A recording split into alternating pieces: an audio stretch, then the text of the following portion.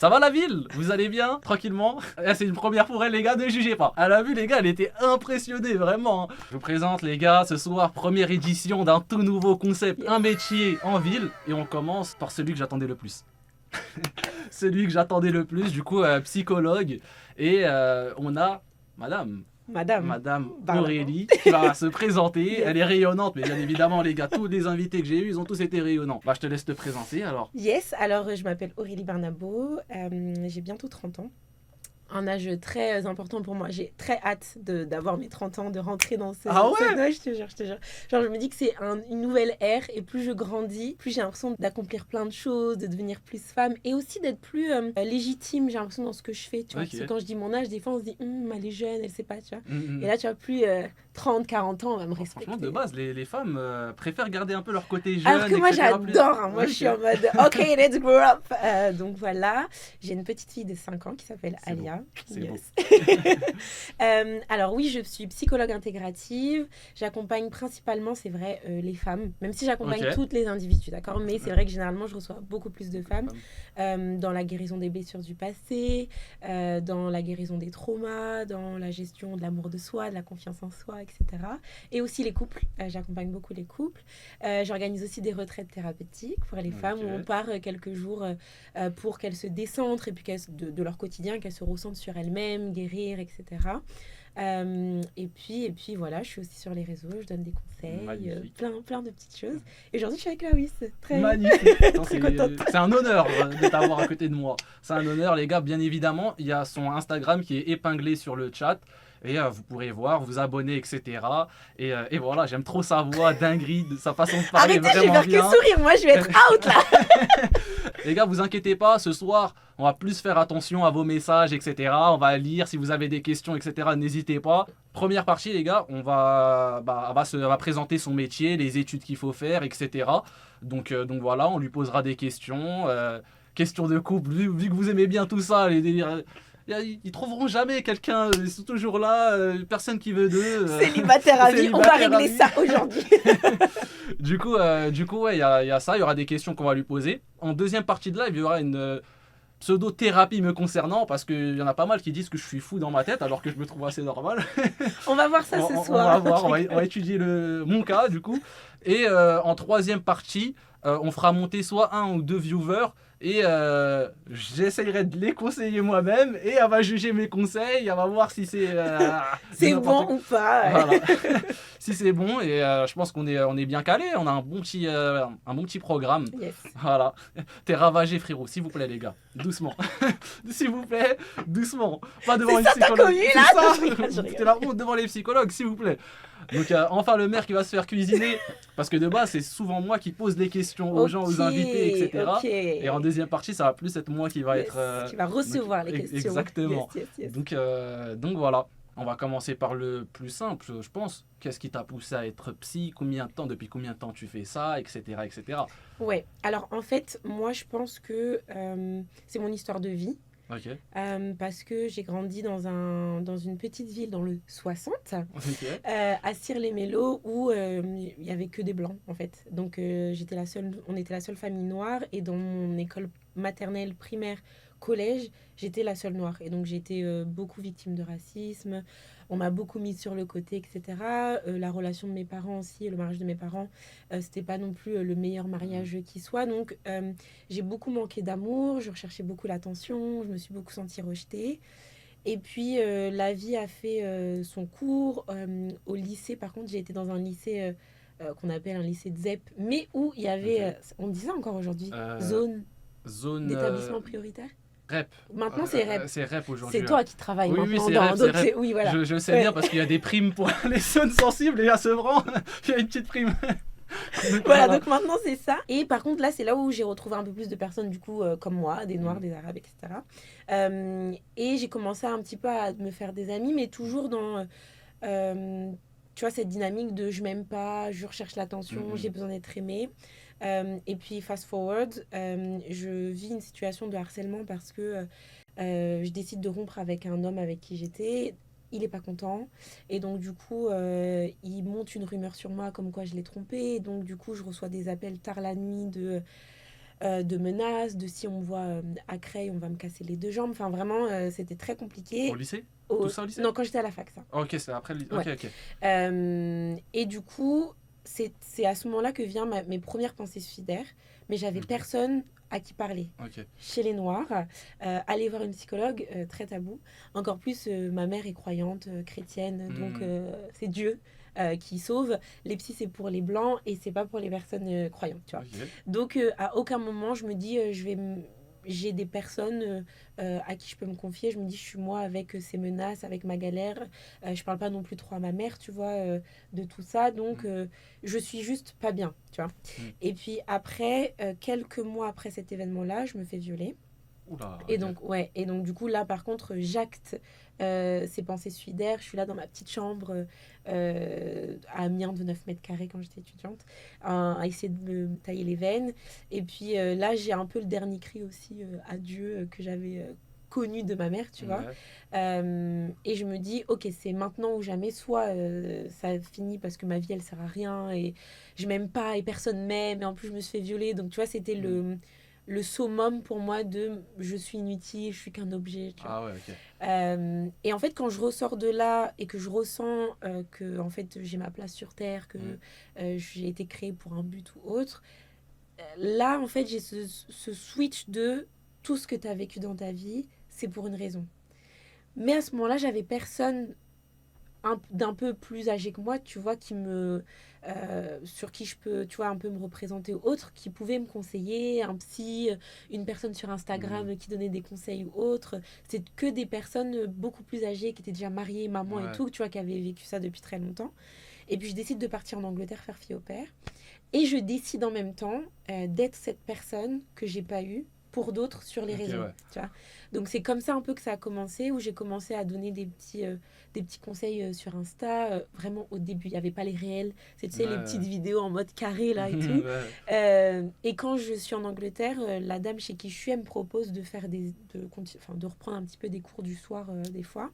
Et là, je prends des cours de counseling, donc de conseils un petit peu. Ok. Et en fait, c'est en lien avec la psychologie et je tombe d'amour pour ce métier. Et en fait, ça vient faire lien avec ce que je faisais déjà sur les réseaux. Et je me dis, mais au lieu de juste faire ça sur les réseaux, autant faire mon métier. C'est sûr. Et c'est comme ça que j'ai eu envie. J'ai continué mes études de psychologie en Angleterre. Après, c'était beaucoup trop cher. Donc, Ouais, l'Angleterre, c'est un pays horrible, qui... Seigneur. Donc, du coup, pour ne pas faire un prêt, hein, Les gars, s'il vous plaît, hein. Vous avez été amené à évoquer le sujet Voilà, juste avant. pour ne pas faire comme ce cher monsieur là, je suis revenue en France et puis j'ai repris mes études à Amiens de psychologie. Et puis après, j'ai une histoire où j'ai été fiancée et on allait se marier, on allait partir dans un autre pays. Donc du coup, j'avais stoppé à la licence. Ok. Et puis au final, j'ai rompu mes fiançailles parce que j'ai décidé de me... Enfin, il y avait des choses qui allaient pas et tu vois, j'ai grandi dans ce truc où le mariage était tellement important que ça devait être plus important que moi, tu vois. Ok, Et ouais. plus important que mes aspirations, que mes envies. Et ça a switch aussi à ce moment-là. Je me suis dit, bah non, en fait, je suis la plus importante. Et puis quelques années après, j'ai eu ma fille. Ok. Et en fait, je me suis dit, mais j'ai envie vraiment d'être psychologue parce que quand tu as juste la licence de psychologie, tu n'es pas du tout psychologue. Ok. Moi, j'exerçais en tant que coach thérapeute parce que j'avais ma certification de counseling que j'avais eu en Angleterre. Ok. Mais sinon, j'exerçais pas en tant que psychologue, tu vois. Ok. Et je sais qu'en France, les diplômes sont tellement importants. Donc, ma fille avait même pas 2 mois et demi. Et tu vois, j'ai repris mon master. Et vu que on sortait du Covid, c'était un master aussi à distance où je pouvais être un petit peu en visio. C'est comme ça que j'ai connu les visios du coup. Ok. Et aussi quelques jours en présentiel. Donc, du coup, je gérais un petit peu ça comme Et ça. du coup, en termes d'études, tu t'es arrêté au master. Oui, parce Bac que plus pour 5. être psychologue, il faut ton master en psychologie, bac plus 5. Bac plus 5 minimum. Ouais, minimum. Ok. C'est sans ça, t'as juste étudié 3 ans de psychologie pour rien. Ok. Et du coup, tu nous as expliqué à travers le parcours que tu as eu un déclic. Ouais. Quel a été ce déclic? C'est quoi qui t'a fait changer? En fait, quand je me suis fait violer, j'ai appelé un ami. Donc, un des seuls amis qui me restait à ce moment-là parce que justement, tous les amis que j'avais, c'était tourné un petit peu contre moi quand il y a eu toute cette histoire avec mon ex qui m'avait harcelée. Et il m'a dit une phrase, je l'ai appelé directement quand je suis rentrée dans ma chambre, parce qu'en fait, ça s'est passé dans ma résidence étudiante. Ok. Donc moi, je suis revenue après dans ma chambre et je l'ai appelé, je lui ai expliqué. Et il m'a dit, ce genre de choses, ça peut arriver qu'à toi. À ma sœur, ce ne sera pas arrivé. Hmm. Et on parle d'un viol, comment tu peux Ouais, dire ça à quelqu'un, c'est. tu vois, genre. Sauf que sur le moment, je me suis dit peut-être qu'il a raison. Mais tu vois, ça a été mon déclic. De Ok. me dire, parce que tu vois, genre, j'ai des marques là, Mhm. quand j'ai fini ça, je me suis dit, ça se trouve, il y a des personnes sur Terre qui ont reçu ces mots-là et Ouais. qui, eux, n'ont rien eu après pour, tu vois, se sauver ou de ces pensées suicidaires ou Ouais, de bien ces sûr. pensées-là. Et donc, ça a été un peu mon déclic de ce que tu viens de me dire là. Ça se trouve, il y a d'autres garçons qui l'ont dit à d'autres femmes. Mhm. Et ça, je suis pas d'accord, tu vois. Et Ok. donc, par rapport à ce que j'ai vécu, moi, je vais faire en sorte d'être ce soutien, d'être cette oreille, d'être cette écoute, d'être cette bienveillance pour l'autre, tu vois. Ok, ouais. Du coup, est-ce que tu as déjà fait recours à une psychologue auparavant? Oui, bien Ok. sûr. Quand je me suis fait violer, de toute façon, j'ai été à la police, on m'a Mhm. dit de voir un psychologue aussi. Et puis quand j'ai été en Angleterre, en fait, pendant le parcours où moi j'étudiais, on devait se faire suivre aussi en même temps. Ok. Et donc c'est en Angleterre, j'ai suivi aussi ce parcours thérapeutique parce qu'en fait, là, aujourd'hui, dans mon métier, Mhm. 90% de mes patientes se sont fait agresser sexuellement. C'est triste. Donc, si moi, j'avais pas travaillé sur ça, j'aurais jamais pu les Ouais, accompagner bien aussi, sûr, tu c'est vois. sûr. Donc, c'était un peu une nécessité pour moi Mhm. de me faire accompagner. Ok. Et j'ai une question que j'avais déjà posée au chat à l'époque. Je me disais, est-ce que les psychologues aujourd'hui, qui ont ce statut de psychologue, peuvent encore Bien sûr, aller voir voir des des psys? psys, Ouais. mais totalement, parce qu'on reste des êtres humains. Mhm. Ça peut être parce que tu vis une rupture, ça peut être parce que justement tu te poses plein de questions dans ta vie en ce moment. Et je trouve qu'en tant que psy, ce qui est le pire, c'est que tu vois, on sait les questions à se poser, tu vois. Ouais. Donc du coup, des fois, tu vois, genre l'image que j'ai, c'est comme si tu tournes en rond dans ta maison. Ouais. Tu sais les portes à ouvrir, parce que tu Mhm. sais les questionnements à te poser, tu sais où aller chercher, Ouais. mais tu es quand même bloqué dans cette maison Ok. parce que tu es dans tes émotions, tu es dans tes Mhm. choses. Et donc, des fois, aller voir un collègue, Un un collègue. père, ça te permet de sortir carrément de ta maison et Ok. de la voir d'un œil extérieur et Mhm. puis de te rendre compte qu'il y a il y a d'autres chemins, tu vois. Mhm. Et des fois aussi, on peut, et ça pour moi, je le recommande, se faire superviser par rapport à ce qu'on entend tous les jours. Mhm. Tu vois, de base, on a on n'a pas le droit de raconter à d'autres personnes, tu sais, ma patiente, ce qu'elle m'a dit, ça m'a touché, nanana. Donc, c'est entre psychologues, dans les supervisions, qu'on peut le Mhm. faire. Et Ok. donc, moi, je recommande ça à tout le monde, parce que des fois, on reçoit des stories qui sont très lourdes, quoi. Ah ouais, Ouais, ouais. on va y venir à ça. Ouais, ok, du coup, t'as expliqué un peu le parcours de qu'est-ce qui t'a conduit à être psychologue, etc. C'était une question que j'ai beaucoup évoquée. Je me suis dit, est-ce que les psys... Ouais. Et moi, je voulais savoir aussi, pour mettre les choses au clair, Mm. quelle est la différence entre un psychologue ou une psychologue et un psychiatre? En fait, un psychiatre, il a une formation en médecine. Ok, Et donc, du coup, il est habilité à te prescrire des des médicaments. médicaments, ok. Et c'est pas comme s'il te fait un suivi où tu vas pendant une heure lui raconter ce qui se passe et donc un accompagnement thérapeutique. Mm. Le psychiatre, il est là pour aussi identifier si tu viens de la part d'un médecin ou même d'un psychologue ou autre, les troubles que tu peux avoir et donc te prescrire si besoin des médicaments. Un Ça- psycho. Ouais, vas-y.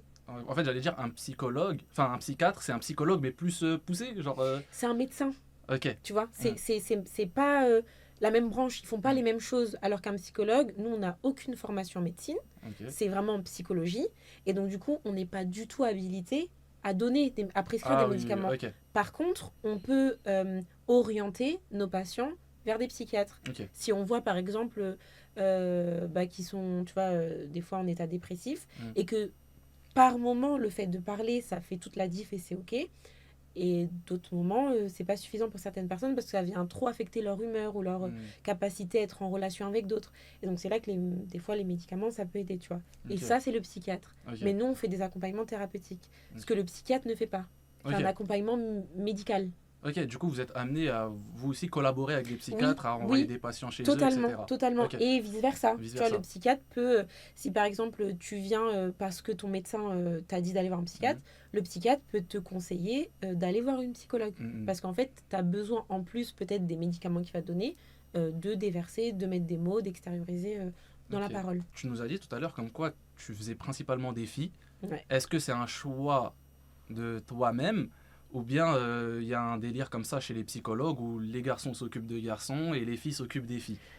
En fait, c'est un choix oui et non. dans le sens où j'ai déjà accompagné des hommes. Et je les refuse pas du tout. Hein. Je trouve ça génial d'accompagner des hommes et de se rendre compte aussi. Enfin, je le savais hein, que les hommes ont des besoins, que vous êtes des êtres aussi remplis d'émotions et tout. Mais c'est vrai que par rapport à votre éducation, on vous a pas forcément appris à extérioriser ça. On vous a appris à être des hommes, des bonhommes. Tu vois vous devez prendre sur vous, vous devez gérer justement limite l'aspect émotionnel de vos femmes, de vos copines, tout ça. Donc on vous a pas trop appris à faire ça. Donc avoir en thérapie un homme, c'est hyper intéressant de le voir s'ouvrir et tout. Mais c'est vrai que généralement, les femmes s'identifient à moi. Donc, elles vont plus facilement venir vers moi et s'ouvrir, etc. Et quand je accompagne les couples, généralement, c'est les femmes qui viennent me contacter pour le couple. C'est marrant parce que les hommes, quand ils viennent me voir, généralement, c'est pour dire « ma femme a besoin ». Alors qu'en vrai, c'est pas que leur femme, hein. C'est eux, hein. C'est toi aussi. C'est toi aussi, tu vois. Mais ils aiment bien passer par ça. Je te suis, je suis ce que tu fais, j'aime beaucoup, je pense que ma femme, elle a besoin. Je suis en mode, toi, on va parler de ça. On va se voir tous les trois, ouais, c'est ça. Et c'est toujours comme ça. Au final, quand je vois la femme, je suis en mode, ouais, mais on va voir ton mari aussi, tu vois. Bah oui. Ah, ça veut dire que plusieurs fois, tu as reçu des couples directement. Ah oui. Et j'adore aussi recevoir des couples. En fait, tu te rends compte que 90% des couples, c'est les mêmes choses. C'est les mêmes problématiques qui reviennent. C'est les mêmes demandes. C'est les femmes qui sont là en mode « il m'écoute pas, il est pas dans l'émotion, il valorise pas ». Et l'homme qui est là en mode « mais elle voit pas tout ce que je fais, elle voit pas tout ce que j'investis pour le foyer ». Et en fait, c'est parce que tu vois, les deux ont du mal à comprendre qu'ils sont juste des individus différents en fait. On fonctionne pas pareil. Et donc du coup, dans nos attentes, c'est différent. Et pour y venir, désolé de t'écouter, parce qu'il y a deux phrases qui est dit « les opposés s'attirent » ou qui se ressemble, s'assemble. Et c'est quoi la réelle phrase finalement en tant que psychologue? Les opposés s'attirent ou bien qui se ressemble, s'assemble? En fait, il n'y a pas de vérité, tu vois. En fonction des individus et en fonction des différences aussi, ça peut matcher. Mais quand par exemple on a des visions différentes, quand on a des valeurs différentes, ça ne sert à rien de forcer. Et il y a beaucoup de personnes qui font ça par amour. Alors que l'amour... ça veut tout et rien dire parce que ça va et ça vient, tu vois. Et c'est comment est-ce que je construis sur le long terme, est-ce qu'on a des valeurs communes et c'est là où être similaire, c'est bien. Si vous avez les mêmes valeurs, si vous avez les mêmes ambitions, les mêmes visions de vie, c'est génial. Si vous avez les mêmes langages de l'amour, c'est génial. Parce que combien de fois je reçois des couples qui me disent, alors son langage de l'amour à lui, c'est les services rendus et je sais pas moi... les moments de qualité, et moi, c'est les paroles valorisantes et le toucher. C'est opposé, tu vois. Et le mec, il est en mode, mais c'est pas mon habitude de toucher et tout. Et je suis en mode, du coup, tu vois, faut faire l'effort, tu vois. Sûr. Donc, c'est sûr que deux personnes opposées, ça va demander plus d'efforts de trouver un équilibre et de trouver une harmonie. Mais c'est possible. Mais ça va vouloir dire les deux doivent faire des efforts pour se rencontrer au milieu. Deux personnes qui se ressemblent et qui aspirent aux mêmes choses, etc., ils sont déjà là, tu vois. Donc après, c'est des broutilles de... Mais oui, en vrai, c'est mieux quand on trouve quelqu'un qui nous ressemble, tu vois. Et quand tu reçois des couples, en général, qu'est-ce que les femmes reprochent à l'homme et qu'est-ce que l'homme reproche à la femme? Alors, l'homme, au niveau de l'intimité, il n'y a pas assez. Les hommes trouvent qu'il n'y a pas assez d'intimité sexuelle, que la femme les repousse beaucoup, ils ne comprennent pas. Ils reprochent aussi qu'elles sont beaucoup dévalorisantes, elles ne reconnaissent pas tout ce qu'ils font. Et au contraire, on a la femme il n'est pas assez présent pour nous, il n'est pas assez présent pour les enfants, il ne s'investit pas assez et il préfère son travail. Tu vois. Et il n'est pas assez démonstratif, tu vois. Ce qui veut tout et rien dire, des fois, quand tu les entends, parce qu'il y a des femmes qui... demande toujours plus et qui du coup ne voit pas aussi ce que l'homme fait déjà aujourd'hui. Tu vois. Bien sûr. Et donc on est dans ce truc de tu fais pas, de reproches constantes, etc. Mais généralement c'est ça. C'est hyper intéressant du coup. Ouais, c'est super intéressant. Et du coup en général, c'est plus par rapport à des reproches, etc. que tu reçois des couples. Y a pas déjà eu un conflit un jour devant toi, il y a un couple qui se sont gueulés? Si, oh mon Dieu. Ah ouais, il y a un jour, donc un couple que j'accompagne depuis un moment maintenant. Qui sont mariés civilement, donc qui vont se marier à l'église et tout, mais qui sont quand même qui sont mariés, quoi. Qui sont pour le coup très différents. Et donc, du coup, on a un homme qui est très... un homme qui apprend, qui est en devenir d'être homme, et une femme qui est très bossy. Donc, elle est très dans le lead, elle va beaucoup diriger, et elle peut être dure dans ses paroles.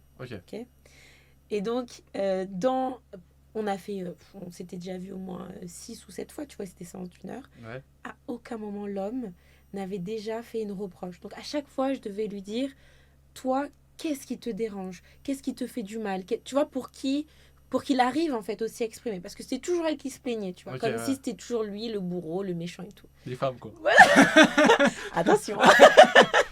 Mais quand même, et moi, je le voyais, il me faisait un peu de la peine, tu vois. ouais, Parce bah que oui. je me disais, mais il a pas l'air si méchant que ça. Ouais, Il c'est est pas sûr. si méchant que ça. Et la seule fois où il a dit parce que d'habitude c'est tout le temps je suis désolée mais je vais dire ça, tu vois, et je lui disais on est là pour ça. Donc arrête de prendre des pincettes, il faut que tu oses aussi dire les choses. Et la seule fois où il a osé dire un truc, la femme, elle est partie dans une colère. Elle m'a dit, je suis désolée, mais là, je peux pas. On a duré 1h30, 1h40 même. De base, c'est 1 heure de séance. Ouais. Elle a voulu partir de la séance. Donc, moi, mes séances, c'est en visio. Qu'en visio, depuis le Covid. Ok. Donc, c'est qu'en visio.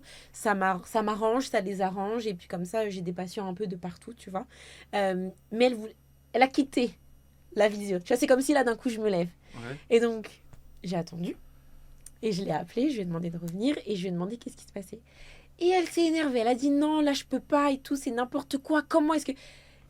Et du coup, j'ai attendu. Et dans ma tête, je me suis dit, ok, c'est soit tu les laisses partir en cacahuète. Parce que lui, dans tout ça, à un moment donné, elle lui dit...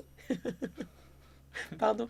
Mais à un moment donné, en fait, je lui dis, mais là, tu attends quoi de ton mari? Et elle dit, je veux qu'il fasse rien. Elle le regarde. Elle fait, je me regarde même pas, tu vois. Elle lui Ok. parle comme ça. Et lui, tu sais ce qu'il fait? D'accord. Ah oui. En fait, je ne sais pas si c'est le propos, mais c'est comme si un peu il était soumis à elle. C'est le propos. Ah, c'est ça. On était quand même, et ça par contre c'était la première fois que ça m'arrivait, où on était vraiment dans une relation où il avait tellement peur de la perdre, et il était tellement peu confiant dans Ouais. sa posture en tant qu'individu, mais aussi en tant qu'homme finalement, qu'ils avaient construit cette dynamique relationnelle où elle était vraiment celle qui était aux commandes, pardon, et lui était très soumis par Ok. peur qu'elle pète aussi un câble, tu vois. Ok. Mais cette séance était très bénéfique parce que cette séance, je lui ai dit, ça m'a permis de voir comment ça se passe réellement Ok, à la ouais. maison. Parce que si c'est comme ça tout le temps, Ouais, bah oui, c'est c'est sûr. pas possible, tu vois. Mais si c'est pas trop indiscret, c'est quoi la reproche qu'il a fait? Parce qu'il a ouvert une fois la bouche et Mais ça a pété à ce c'était, moment-là. moi je trouve que elle me parle pas assez de son travail. Ok, bah, ça peut être Mais, intéressant. mais vu que pour elle, elle le faisait, Mhm. tu vois. Pour elle, elle lui parlait beaucoup de son travail. Mais pour moi, c'est pas que ça, hein, c'est une accumulation. Quand un couple vient, généralement déjà quand un couple vient me voir, c'est qu'il y a déjà une accumulation de plusieurs Ouais. mois ou années, tu vois. Et qui se sont dit, bon là, on est au bord de la rupture, donc il faut qu'on se fasse accompagner. Mais là, c'était une accumulation, et donc je pense même que le simple fait qu'il ouvre la bouche, elle est exaspérée, tu vois. Et elle venait aux séances des fois exaspérée. Ah oui, ok. Exaspérée qu'il soit à côté d'elle, et il pouvait pas non plus avoir des actes affectueux, la toucher ou autre, parce qu'elle était déjà exaspérée de lui, tu vois. Et elle s'est confiée. Est-ce que son comportement et son caractère est dû à un passif? Oui, Ok. parce que tu vois, généralement, quand j'accompagne des couples, quand je vois que les passés en fait individuels impactent la relation, Mhm. ce qui est à 90% le cas, Ouais. bah, je les prends aussi en indiv. Et donc nos séances, ça se divise en séance à 3, séance à 2, Ok. séance à 3, séance à 2. Ok. Et du coup, on creuse un petit peu plus de ce qui fait l'individu et Mhm. pourquoi est-ce qu'elles se sent comme ça, tu vois. Et du coup, je sais pas si tu as le droit d'en parler en général, bon, vu que ça reste de manière anonyme, Oui. etc. Cette personne-là, c'est quoi le passé qu'elle a eu qui explique son caractère et son comportement aujourd'hui, tu vois? Alors ça, je peux pas trop en parler, mais de Ouais. manière générale, quand il y a ce genre de comportement, soit c'est parce que elle a vu, du coup elle a eu tu vois, les personnes ont eu un exemple de parents qui justement étaient beaucoup dans le conflit, ou de père absent, Ok. ou de mère absente, ou parce qu'elles ont été délaissées, donc manque d'amour, manque de repères, tu vois, elles ont été rejetées aussi. Donc du coup, par mécanisme de défense, elles vont rejeter l'autre Ouais. avant de se faire rejeter. Ou soit parce que trauma, tu vois, ça peut être, comme je t'ai dit tout à l'heure, hein, beaucoup de mes patientes finalement ont vécu des abus sexuels plus jeunes, donc tu vois, un rien, même au niveau de la sexualité, dans l'intimité, ça devient compliqué même avec leur mari parce que elles n'ont pas pris le temps de guérir sur ça, tu vois, et ça Ok. ressort des fois, bah, quand t'es marié, dans l'intimité, des trucs que ton cerveau avait occultés, bah, ton corps va le ressentir dans ces moments-là, tu vois. Ok. il y a eu un truc, bon, j'ai souvent eu le débat avec aussi mon chat, etc. Et je disais, les personnes qui ont eu un passif compliqué, des problèmes familiaux, etc., ils sont plus amenés à être instables, on va dire. Pas Oui, tous, mais ils peuvent changer d'humeur d'un moment ou un autre ou être un peu instables. Et je voulais savoir ton avis par rapport à ça, si c'est vraiment vrai ou pas. en Et fait, déjà, qu'est-ce que toi t'appelles être instable? instable, c'est changer d'émotion d'un moment à un autre. C'est-à-dire, un moment, tu peux être heureux et un moment, tu peux taper des coups de gueule. Tu changes d'humeur Hmm. peu importe les périodes, très souvent, tu changes d'humeur. En fait, ça, c'est pas forcément lié à ton passé, à ton enfance. C'est souvent lié à... Alors, ça peut être... Attention, ça peut être lié en fonction de comment tes parents ou la figure d'attachement principale, généralement, qui est la maman, Mhm. te communiquer ses émotions. Comment est-ce qu'elle... Alors, te communiquer les siennes, mais comment est-ce qu'elle acceptait aussi les tiennes, tu vois. Ouais, Et donc, si tu as grandi dans un climat où tes émotions, elles n'étaient pas forcément accueillies, ouais. tu vas avoir du mal à accueillir tes propres émotions et à accueillir ceux d'autrui. Mais ça peut être aussi parce que tu as été dans une relation toxique ou qui n'a pas forcément été Mhm. saine et où l'autre t'a fait comprendre que tes émotions étaient un fardeau, un poids too much. Et Ok. donc, du coup, tu vas toi-même rejeter tes propres émotions ou te dire je suis trop. Et donc, tu vas avoir du mal à les accueillir. Tu vois. Ok, ouais. Donc, forcément, c'est lié à une blessure, Mhm. soit de par ton histoire de vie, soit de par ce que tu as expérimenté là dans ton présent. Tu vois. Ok.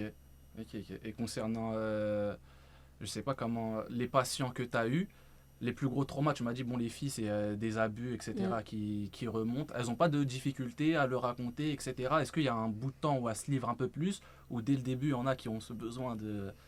En vrai, quand je remarque, c'est une très bonne question, dès le début, elles le disent, dès la Ok. première séance.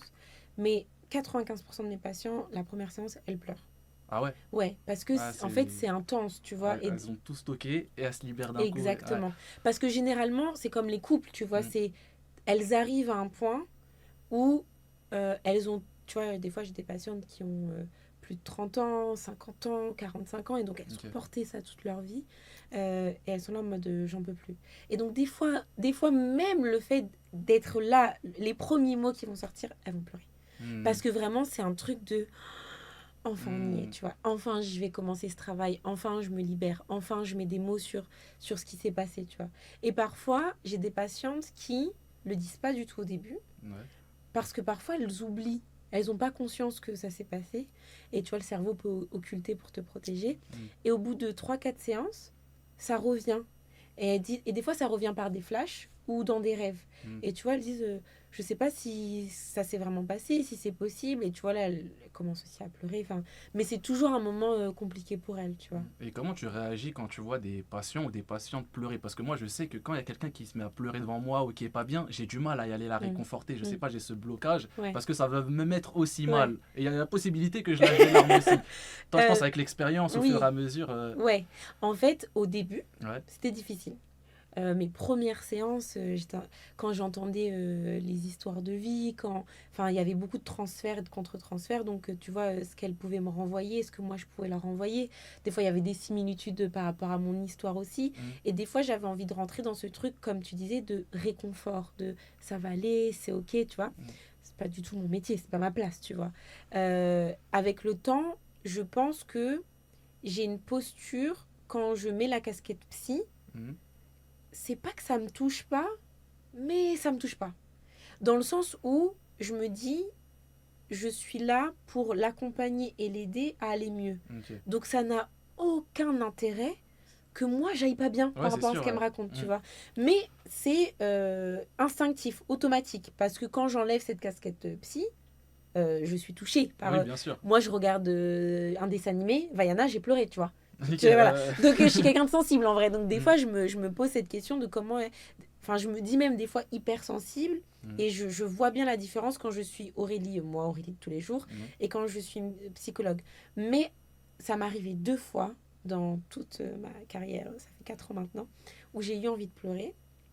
Alors, peu de temps après avoir perdu mon papy, que j'aimais beaucoup, qui comptait pour moi, euh, une patiente que. Enfin, j'ai pas vraiment pris de pause Ouais. après le décès de mon papy. Et une patiente que de base, j'avais. On parlait de son couple. Ok, Ok. on parlait de son couple et d'elle. Euh, Elle me sort comme ça en séance qu'elle vient de perdre une amie dans un accident de voiture. Et Ok. elle pleure. Et là, Là, les larmes, elles étaient là. Là, j'étais en mode... Parce que ça touchait à un truc trop près de Ouais, la ok. mort, le La deuil, mort, tu ouais. vois. Donc ça, c'était la première fois. Et la deuxième fois, c'est quand j'ai une patiente et je pense que je venais tout juste d'avoir ma fille, peut-être elle avait quelques mois. Ok. Et donc c'est une patiente qui m'a dit qui m'a raconté son expérience où elle a perdu son bébé, Ok. mais à la maternité, genre il a vécu 24 heures et elle a Ok. perdu. Et là aussi les larmes elles sont montées. Ouais, Et là ça m'a pris. Et là j'ai dû lui dire m'excuser et tout, mais c'était en fait je me suis là il y avait un transfert de ouf. Là je me suis dit ok. j'imagine pas la peine d'une mère de perdre son... Enfin, et surtout, le truc qu'elle... C'était 24 heures, elle a eu son Ouais, bébé, c'est après elle est sûr, bah partie, oui. tu vois. Donc ça, c'était... Ouais. Mais sinon, j'ai cette distance, tu vois. Ouais, Je pense ok. que j'ai mis cette Hmm. distance. Et heureusement. Parce que Ouais, bah oui, sinon, c'est sûr. ça boufferait juste mon énergie, tu vois. Ouais, bien sûr. Est-ce qu'il y a des patients ou des patientes, à force d'avoir des rendez-vous, etc., vous ont limite considéré comme une amie et du coup, elles ont commencé à Oui, être de plus en plus. oui, oui. Il y en a, clairement, des fois, je me dis pourquoi on se voit, tu vois. C'est parce que en fait, des fois, il y a des personnes, et j'ai appris avec le temps à me dire aussi qu'en tant que psychologue, bah, ça faisait partie de mon métier. Ouais. Mais des fois, il y a des personnes juste qui sont là et qui me racontent leur semaine. Enfin, après, ils payent. Donc tu Oui, peux me mais raconter ta semaine. au début, moi, j'étais frustrée. Je me Hmm. disais, mais est-ce que je suis utile? Ouais, Tu vois, ouais, parce que ok. je me dis, ok, tu vois, Bah, bah oui. mais en fait, c'est parce qu'elles ont personne à qui le faire. Hmm. Et donc, du coup, ça leur permet aussi de se vider, de faire le point et Hmm. tout. Mais c'est vrai que j'ai déjà eu des patientes qui m'ont dit Aurélie, j'aimerais trop être ton amie, quoi. J'aimerais trop que tu sois mon amie. Parce que vraiment, il y a ce truc où je suis dans une écoute aussi bienveillante, où il n'y a pas de jugement. Ouais, c'est sûr. Et puis, tu vois, je leur permets vraiment d'être authentique. Hmm. Donc, des fois, on rit pendant les séances, elles pleurent pendant les séances, elles partagent. Et puis, il y a des patientes que je suis depuis des années. Et donc, j'ai vu évoluer à travers des ruptures hyper difficiles, à travers des deuils, à travers des pertes d'emploi, enfin, plein de choses. Donc, tu Hmm. vois, elles me considèrent comme étant part of their life, tu Hmm. vois. Donc, mais ouais, tu vois, j'apprends aussi à mettre Ouais, la distance, c'est tu vois. important de mettre ces Ouais, barrières. vraiment, à me dire. À tout moment, viens, on va boire un verre, etc. On Mais il y en connaît. a, tu vois, sur les réseaux Hmm. qui pensent que c'est ok de me dire ça. Tu vois, qui me disent oh, je suis sur Paris, j'aimerais vraiment te rencontrer, j'aimerais qu'on puisse boire un verre. Des filles. Oui, Ah, ok. oui, non, parce que les hommes. Tu vois, Les hommes, il a tellement été dit avec du dégoût. Je crois qu'il y en a des choses à dire. Hein. Je crois qu'il y en a Mais des tu choses à vois, dire. au début, c'est pour ça, je pense, qu'inconsciemment, peut-être que je suis allée plus vers les femmes parce que les hommes, au début, qui venaient vers moi, Hmm. et encore là aujourd'hui, il y a beaucoup d'hommes, c'est la drague. Et, Ça se comprend. Ouais. et tu vois, genre, c'est ce truc très flemme. Bah oui. Tu vois, grosse flemme. Et donc, j'ai toujours peur quand. Donc, le fait d'être en visio, déjà, très bien. Ouais, Parce ça, que, ça rajoute une sécurité voilà, en plus. Ouais. voilà. Et j'ai toujours peur que on me drague pendant les Hmm. séances. Tu vois, parce que il y a déjà eu des hommes en séance, tu vois, qui ont fait ce truc un petit peu de drague, on me fait comprendre que je suis leur style, que moi je leur plais. Tu vois, je suis en Ok. mode, je suis pas là pour ça, tu vois. Ouais, Et ça me met mal à l'aise, et du coup, je suis en mode. Et donc, du coup, je pense que inconsciemment, ils doivent sentir qu'il y a une ouais. petite barrière. Alors que quand ils sont. Enfin, même pas, je vais dire, quand ils sont en couple, déjà, c'est mieux. Hmm. Mais je me rappelle avoir accompagné un couple où, du coup, je faisais ça, comme je te disais, des fois, je les prenais en indive.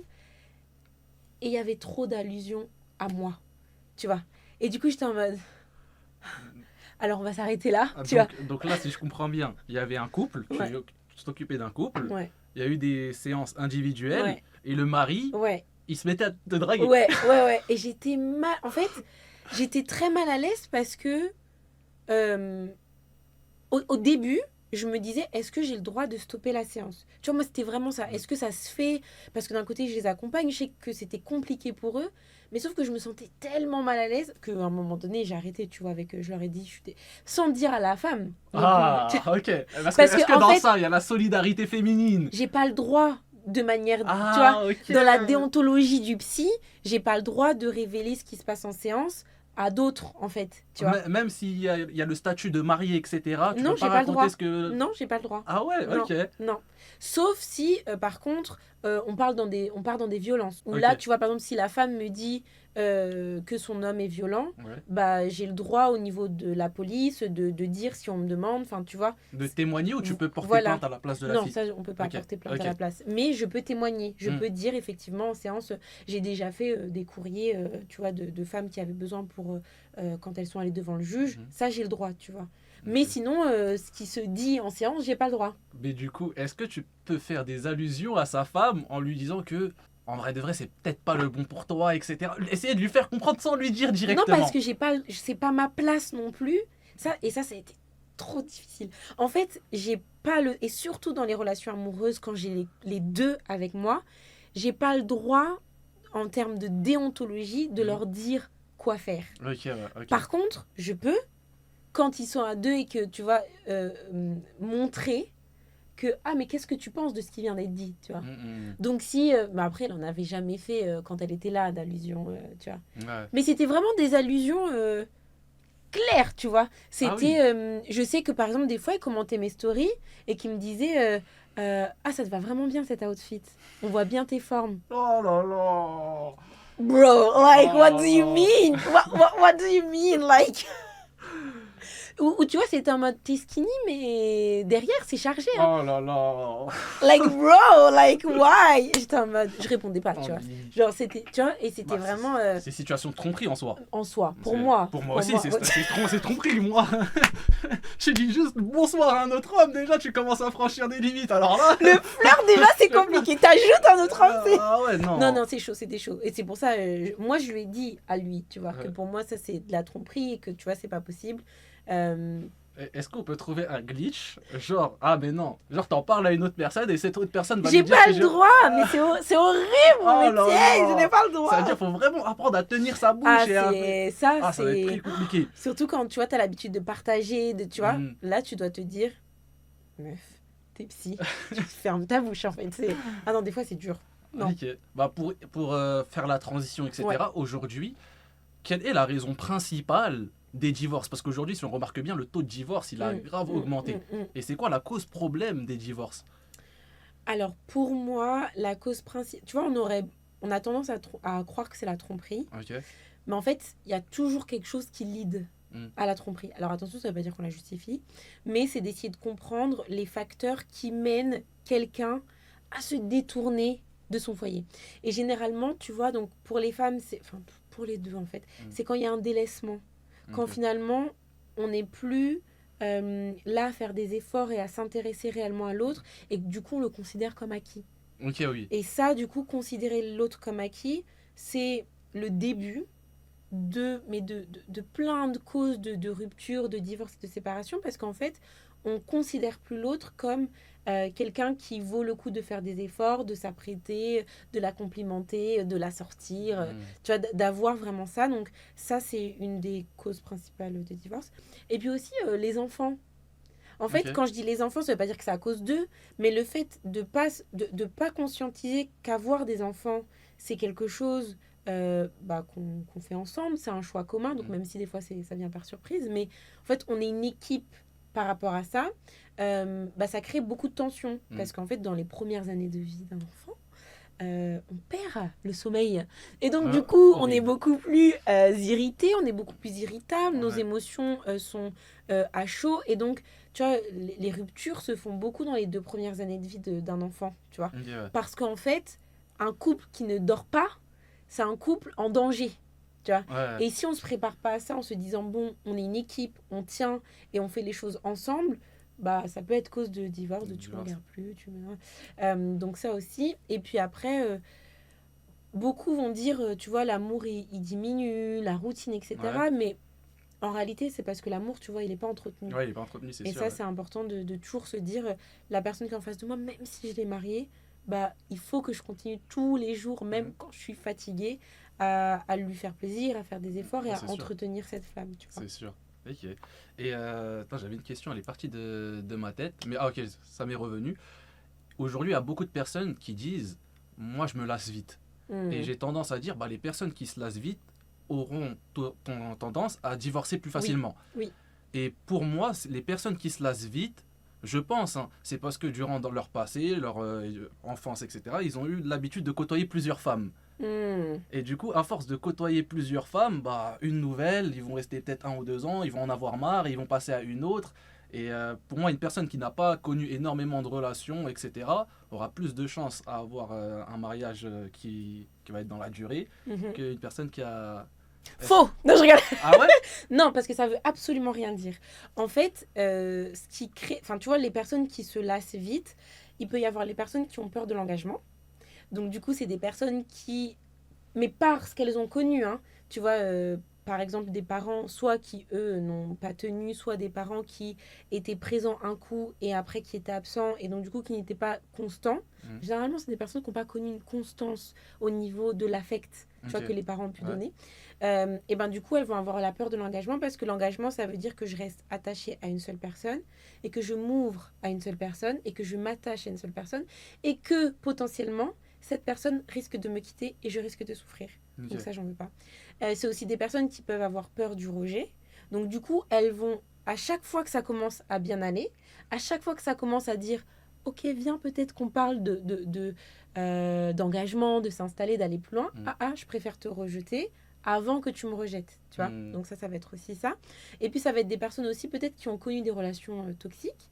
Donc à chaque fois qu'une relation est un peu trop saine, à chaque fois que ça se passe bien, Mm. et que du coup on entre dans une routine, mais pas la mauvaise, la routine d'un couple sain, où Ok. bah, du coup on passe du temps ensemble, on apprend plus à se connaître, on fait des voyages, on fait des sorties, on rencontre, tu vois, et ben ils vont se lasser, parce que ça je connais pas en fait. Moi j'ai besoin de tension, moi j'ai besoin d'action, moi j'ai besoin que ça aille, qu'il y ait des pics de disputes, etc. Donc elles vont aller chercher ça, tu vois. Ouais. Mais ça, c'est des personnes qui sont en souffrance en réalité, qui ne vont pas bien, tu vois. Mm. Une personne stable émotionnellement, une personne ancrée dans qui elle est et dans ce qu'elle veut, elle va chercher de la stabilité. En tout cas, si elle est dans cette phase de Ouais. stabilité, eh ben, elle va pas vite se lasser parce qu'elle va essayer de réparer, elle va essayer de construire, Mm. elle va essayer de bâtir, elle va comprendre qu'un couple, eh ben, il y a des hauts, il y a des bas. On fait ce qu'il faut pour réparer, tu vois. Et pour moi, ça, tu vois, c'est synonyme des personnes qui ont envie de se lasser. Mais des Ok. personnes qui n'ont pas travaillé sur leur trauma, sur leurs blessures ou autre. Et qui Ok. sont dans la peur, en vrai. Mm. Des personnes qui ont peur. Ok. Les gars, n'hésitez pas, on va commencer à prendre petit à petit vos questions, des sujets que vous voulez qu'on évoque, etc. Donc, des questions. ça veut dire quoi quand une fille est agressive avec tout le monde, mais douce avec toi? Bah, peut-être qu'avec toi, elle trouve justement la sécurité. Et donc, du coup, qu'elle est capable de se montrer telle qu'elle est, là où les autres, tu vois, elle est méfiante. Donc, elle est dans un mécanisme de protection où, du coup, elle va faire en sorte d'être agressive pour éloigner les autres. Mais toi, vu que tu es son petit cocon et que tu la rassures et qu'elle se sent en sécurité émotionnelle, et ben, elle se permet d'être elle-même. Et donc, Ok. d'être dans la douceur. Donc, c'est bien. C'est bon signe. Du coup, ouais, il y a beaucoup de filles, généralement, elles ont tendance, quand il y a une rupture, à se plaindre, etc. Sauf qu'en soi, elles ont choisi la personne en la connaissant, enfin, en voyant à peu près quel type de personne elle est, tu vois. Et moi, généralement, j'ai tendance à... Mais vous saviez très bien comment il était. Par exemple, une personne qui fume de la drogue. Oui. Il peut être amené à faire des choses, avoir Mm. des sursauts d'humeur, etc. La fille savait, et quand un jour il y a une cassure, etc., elle commence à se plaindre, c'est le pire. Au bout d'un moment, tu es responsable de tes choix. Oui, mais donc, du coup, tu es responsable de rester ou de partir. Imaginons, en fait, c'est un peu le problème des relations en ce moment, depuis quelques années, quoi. C'est on va mettre, par exemple, en avant les relations sexuelles avant de connaître vraiment la personne. On va Ok. vouloir se mettre vite en couple parce que peut-être on est dépendante affective. On va voir, ou pour répondre aussi à une pression des parents, de la société ou autre. Et donc, du coup, on va se mettre très vite. Et donc, créer un lien d'attachement avec la personne, parce que plus on est intime avec la personne, plus on s'attache, parce que c'est comme ça la vie. Plus on parle avec quelqu'un, plus on s'attache, avant d'avoir posé les vraies questions, avant d'avoir vraiment vu comment la personne était. Donc, il y a beaucoup de personnes, soit des femmes ou des hommes, qui se disent, avec le temps, elle va changer, cette personne. Faux, ok? Ça, c'est important de se dire, alors oui, quelqu'un peut changer, mais parce qu'elle en a envie, parce qu'il y a eu un déclic, parce que tu vois, avec la relation, elle évolue. Mais effectivement, quand tu rencontres quelqu'un, comme tu disais, par exemple, qui est dans la drogue, forcément, tu sais tout ce qui va avec. Et donc, venir dans la relation en disant, non, mais par amour, pour moi, il va arrêter. Non, parce que tu l'as connu comme ça, tu vois. Bah, y a une question dans le chat, on dit souvent que les hommes ne changent jamais leur caractère. Est-ce que ça veut dire qu'un homme qui trompe récidivera toujours ou pas? Oui, non, je rigole. Non, en vrai, Ça dépend parce qu'il y a des femmes qui trompent aussi. Ah. On dit beaucoup que les hommes trompent, mais les femmes aussi trompent. Déjà, ça c'est important. Tu t'es fait tromper, Louis? Qu'est-ce qui se passe? Non, j'ai Dis-nous. jamais eu de copine dans ma vie. C'est vrai? En 24 ans. C'est vrai? Ouais. C'est une de mes Let's plus talk grandes... about that. Why? On va y venir dans la thérapie juste après parce que moi et les filles, c'est problématique. Donc, Il a chaud là, il a peur en vrai. Bah, oui, on va y venir. On va y venir sur mon cas. Mais non, en fait, un homme, ça dépend. Il y a des hommes qui trompent, il y a des femmes qui trompent de manière, c'est une fois, c'est arrivé, voilà. Pour moi, pardonner une tromperie, c'est important dans le sens où t'es pas obligé de retourner avec la personne, mais c'est important pour que toi, tu puisses avancer. Ok? mais tout ce qui... il y a plus de relation de couple. Alors, il y en a qui sont OK avec ça. Ouais. Chaud. Ouais, non, pour moi Ok. aussi. Non, mais vraiment, en fait, il y en a vraiment, il y a eu des exemples de couples qu'on voit même sur les réseaux des fois, où elles pardonnent et Mhm. elles vivent une histoire d'amour merveilleuse. Ce qu'on voit sur les réseaux. Attendez, parce que pour moi, elles pardonnent parce qu'elles-mêmes, elles peuvent se dire que moi aussi je l'ai trompée. Non, et tu du vois, coup- ça c'est la Wiss qui n'a jamais eu de relation et qui se dit les femmes c'est des mauvaises. Non, Pour- pas du tout. Pour Non. moi, une fille qui peut pardonner la tromperie, je dis pas tout le temps, hein, mais c'est peut-être parce qu'elle l'a déjà fait Non. et... Généralement, une femme qui pardonne la tromperie, c'est parce qu'elle aime. Ok. Mais elle aime d'une manière, des fois, et trop. Tu vois, Mhm. elle aime lui avant de s'aimer elle. Mhm. Et donc, dans ces cas-là, on va avoir une femme qui pardonne, mais qui ne refera jamais confiance. Et donc, qui va toujours être dans le mal. Et donc, Mhm. c'est pas une femme épanouie. Et donc, pour moi, ça sert à rien de rester dans ces relations-là. C'est sûr. Mais après, on a aussi des personnes, des hommes comme des femmes, qui pardonnent, soit parce que elles reconnaissent qu'à un moment donné dans leur couple, il y a eu un éloignement et donc elles arrivent à comprendre et à justifier la tromperie. Ou soit parce que vraiment, il y a un truc qui se passe en elles et elles pardonnent parce qu'elles aiment et elles arrivent à reconstruire. Mais c'est vrai que pour moi, si t'es pas sûr à 100% que tu peux pardonner réellement et repartir dans une vraie relation, pour moi c'est chaud en fait de reconstruire après une tromperie. Parce que tu seras toujours dans la peur qu'il recommence ou qu'elle recommence. Du coup, si tu as un conseil à donner aux filles qui se font tromper, ce sera plus de « Ah, tu ne pardonnes pas » ou bien tu dois Il pardonner. faut pardonner. Ok. Il faut pardonner dans le sens où c'est pour se libérer soi. Ok. Pardonner quelqu'un, pardonner l'autre, pour moi, ça nous libère nous-mêmes. Parce qu'en fait, on retient plus la rancœur, la tristesse, la colère ou autre.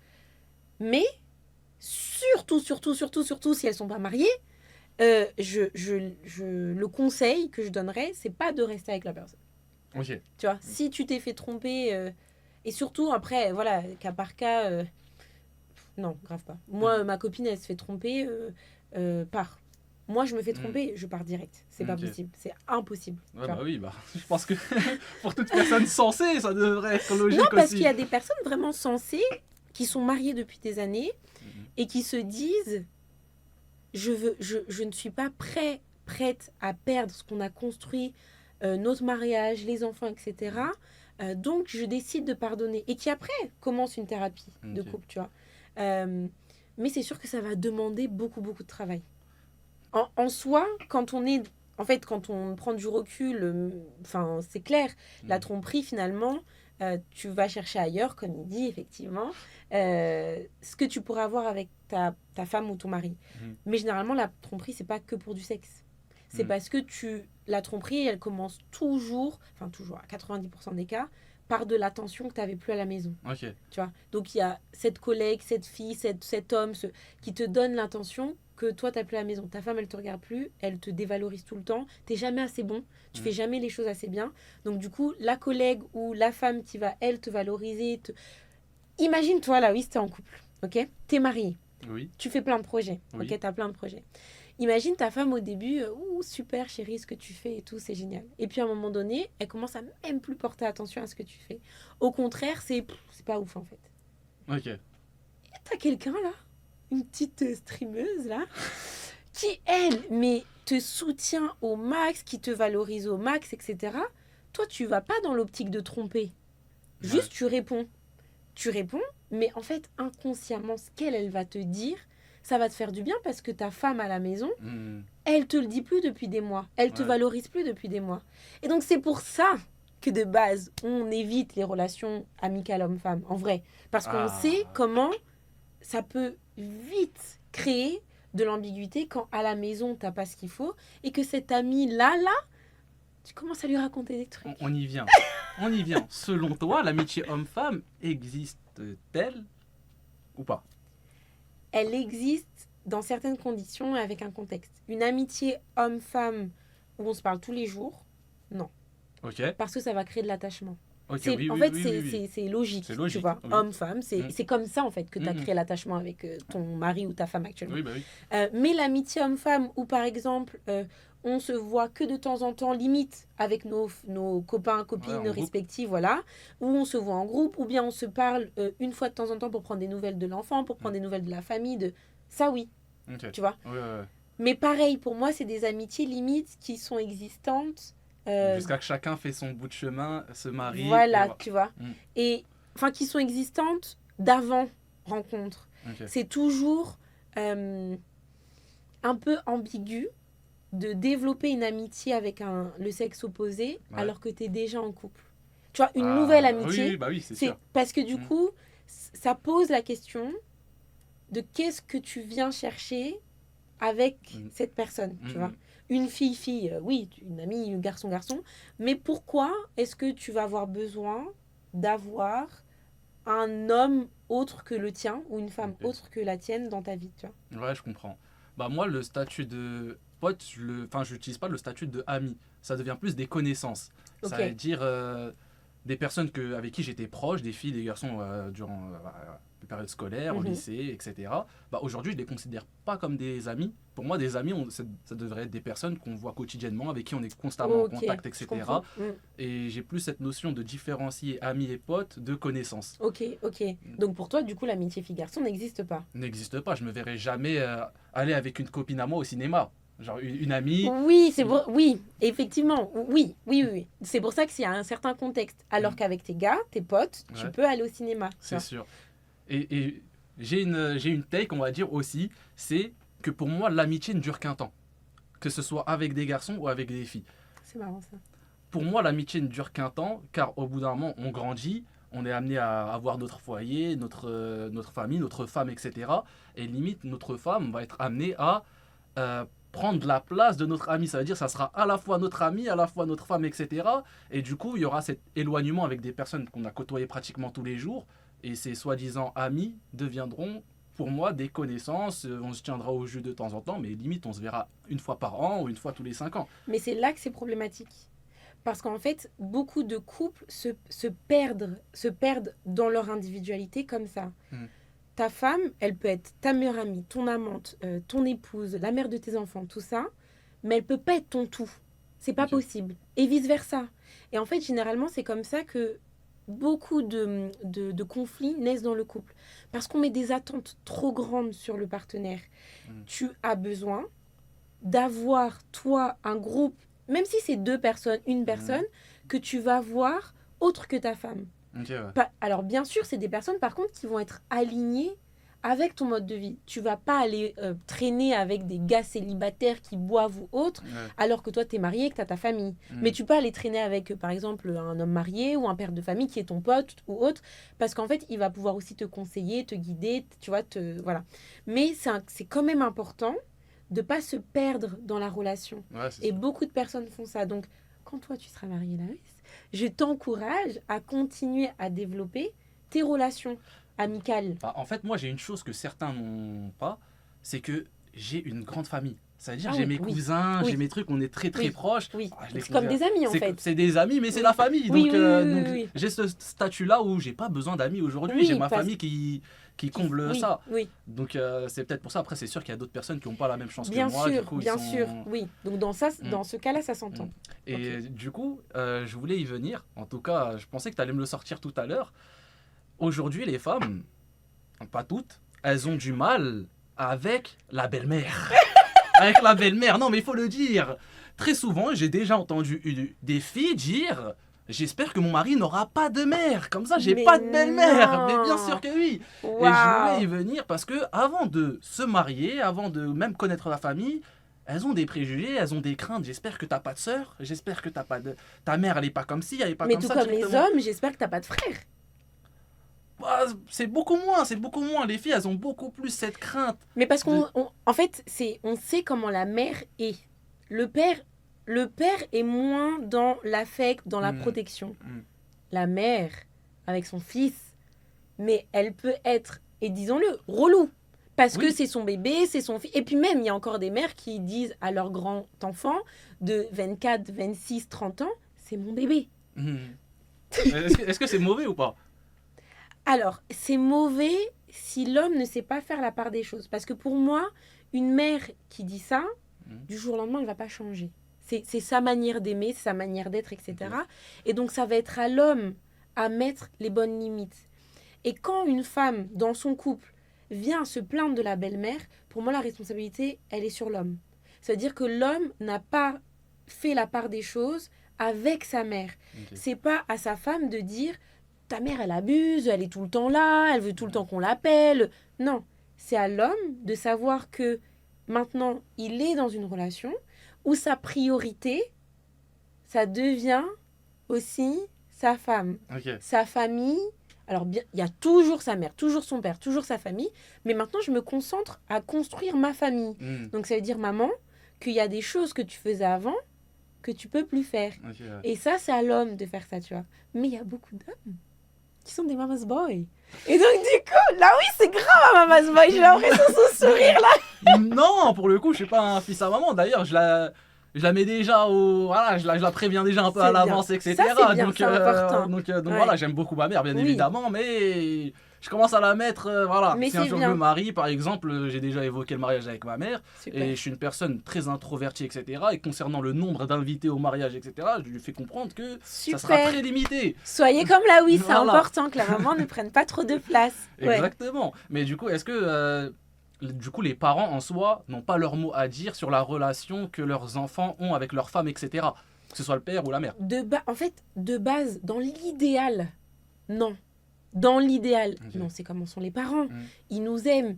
Enfin, en tout cas, quand on a des parents qui sont là, présents et qui nous aiment, ils vont toujours vouloir mettre la bouche dedans parce que selon eux, ils savent ce qui est mieux pour nous, etc.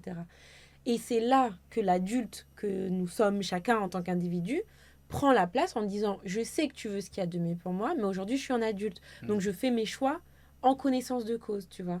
Et donc, c'est pour ça que même, comme tu disais, pour le mariage, c'est important. Enfin, c'est pareil, nos communautés, les parents aiment trop inviter les gens. Mais c'est la famille, c'est un gna. On se retrouve à 500 personnes. Vraiment, qui paye le traiteur? Qui, tu vois? Je ne les connais même pas, tu vois.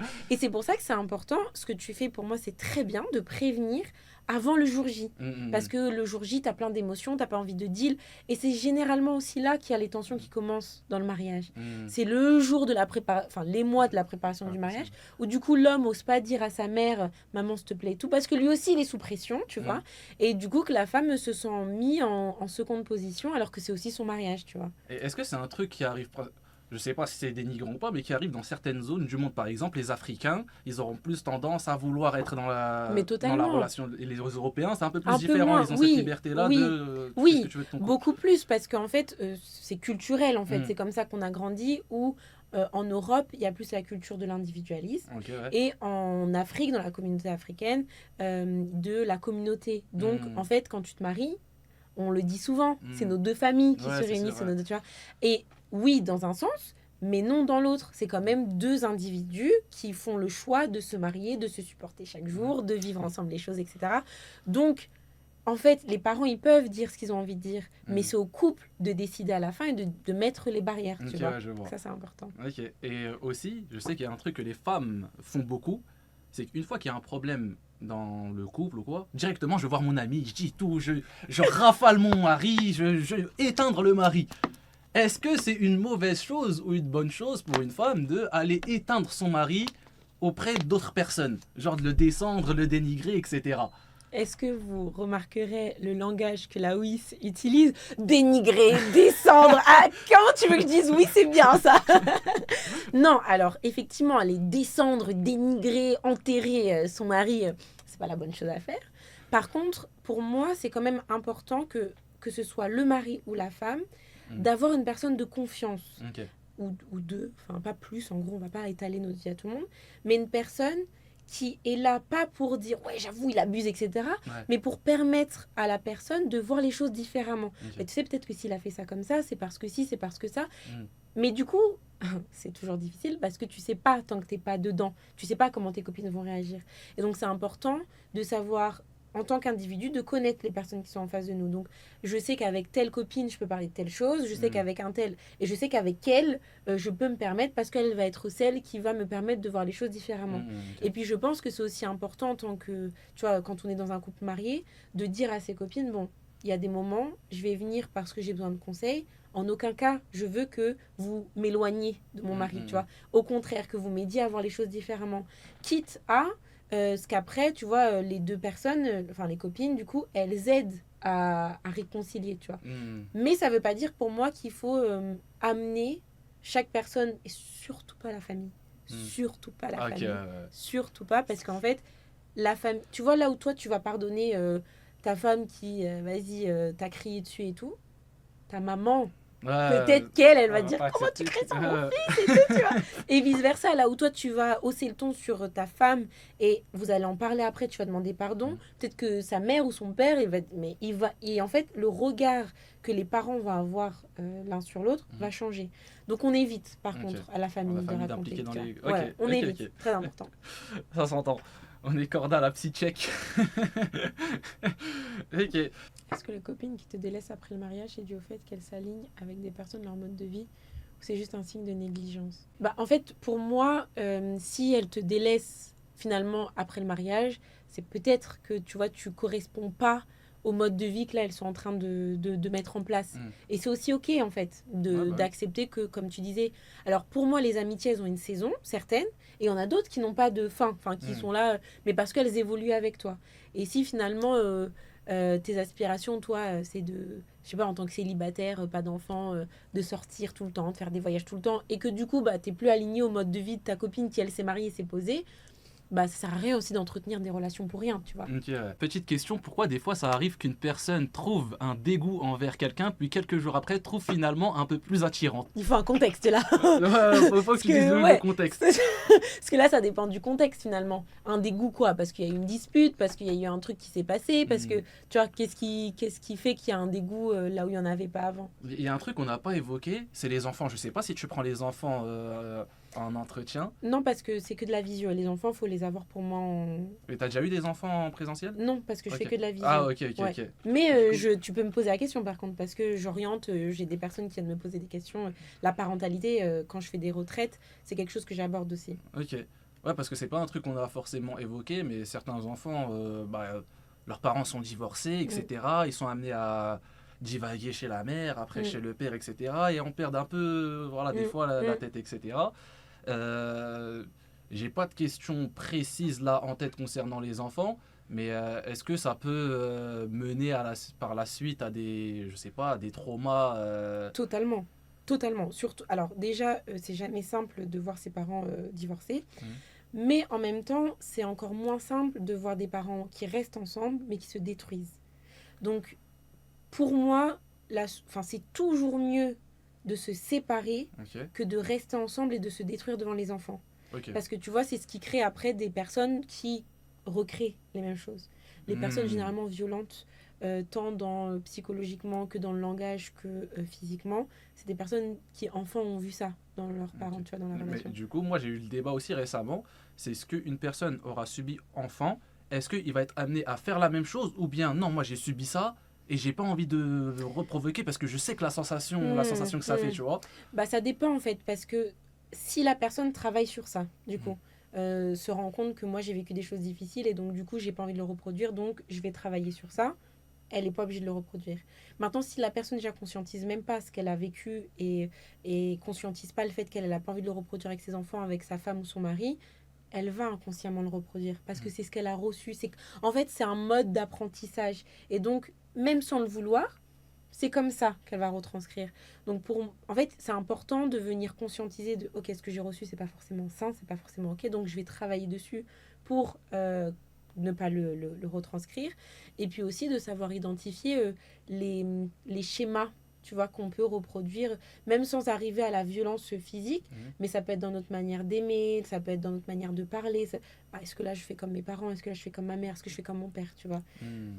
Mais malheureusement, en fait, la plupart du temps, tu reproduis ce que tu as reçu. La grande majorité, je Ouais, pense, c'est ça. ouais. Ok. Sauf quand, justement, tu conscientises que tu n'as pas envie et que tu travailles dessus. Ok. Parce que même des fois, quand tu dis j'ai pas envie, quand tu fais un bilan, bah, tu as reproduit. Tu as reproduit ce que ta mère a fait, tu as reproduit ce que ton père a fait. Parce qu'en fait, c'est comme ça que tu as appris. Et en fait, il faut désapprendre pour apprendre quelque chose d'autre. Déconstruire pour reconstruire. Ok. Bah, du coup, il faut pas se lancer dans l'optique d'avoir un enfant si t'as pas été avant Pour un moi, truc. ouais. Parce qu'il y en a beaucoup qui font des enfants, mais ils ont pas réparé Ouais. leur. Et c'est leur passé. pendant qu'ils sont en train de vivre leur parentalité qu'ils Mhm. se rendent compte que, ah merde, en fait, j'aurais dû. Donc pour moi, oui. Après, bon, des fois, la vie fait que les enfants Mhm. viennent. Et bon, donc c'est toujours bien, une fois que tu te conscientises, que tu réalises, Mhm. bah, de travailler dessus, même si tu es déjà parent, tu vois. Mais au mieux, ce serait de travailler avant les enfants, ouais. Ok.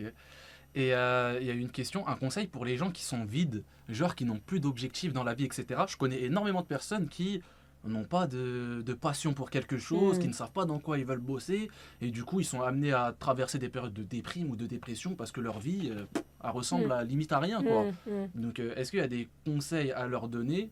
Parce qu'il y en a beaucoup, ils savent pas quoi faire, Mm. ils n'ont pas d'optique, ils veulent pas se marier, pas avoir d'enfants, Mm. c'est leur vie elle est fade, si on peut le dire. Donc, il y a un conseil que tu pourrais donner à ces personnes-là en temps général? En fait, pour moi, quand il y a un... En fait, c'est une perte de sens, tu vois. Genre quand il y a plus de sens, tu donnes plus de sens à ta vie, ce qui est hyper important en tant qu'individu d'avoir un sens.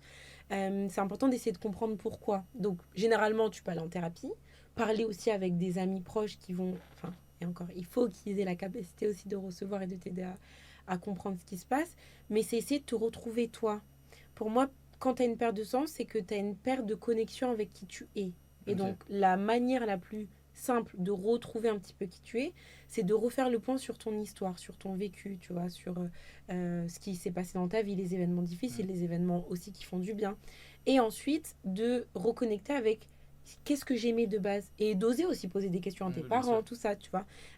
Et puis d'essayer. Pour moi, essayer de nouvelles choses. Même si au final, tu te rends compte qu'au bout d'un mois, ça te plaît pas, au moins, tu essayes. Et tu Ok. te limites pas dans ce truc de, en fait, j'aime rien, donc je fais rien, donc j'essaie rien. Non, essaye juste et tu verras. Tu vois. Ok. Jamais je vais parler à un autre humain. Pourquoi En fait, moi, c'est un truc. Moi, je suis souvent.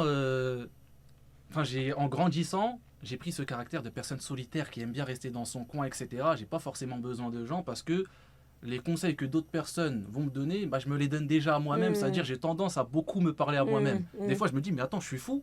Des fois, je suis au volant et je me parle à moi-même, Je suis genre à schizo voix ou haute. quoi À voix haute, je sais pas si ça se définit par quelque chose, le fait de se parler à soi-même. Est-ce qu'on est fou en C'est faisant ça? important de le faire.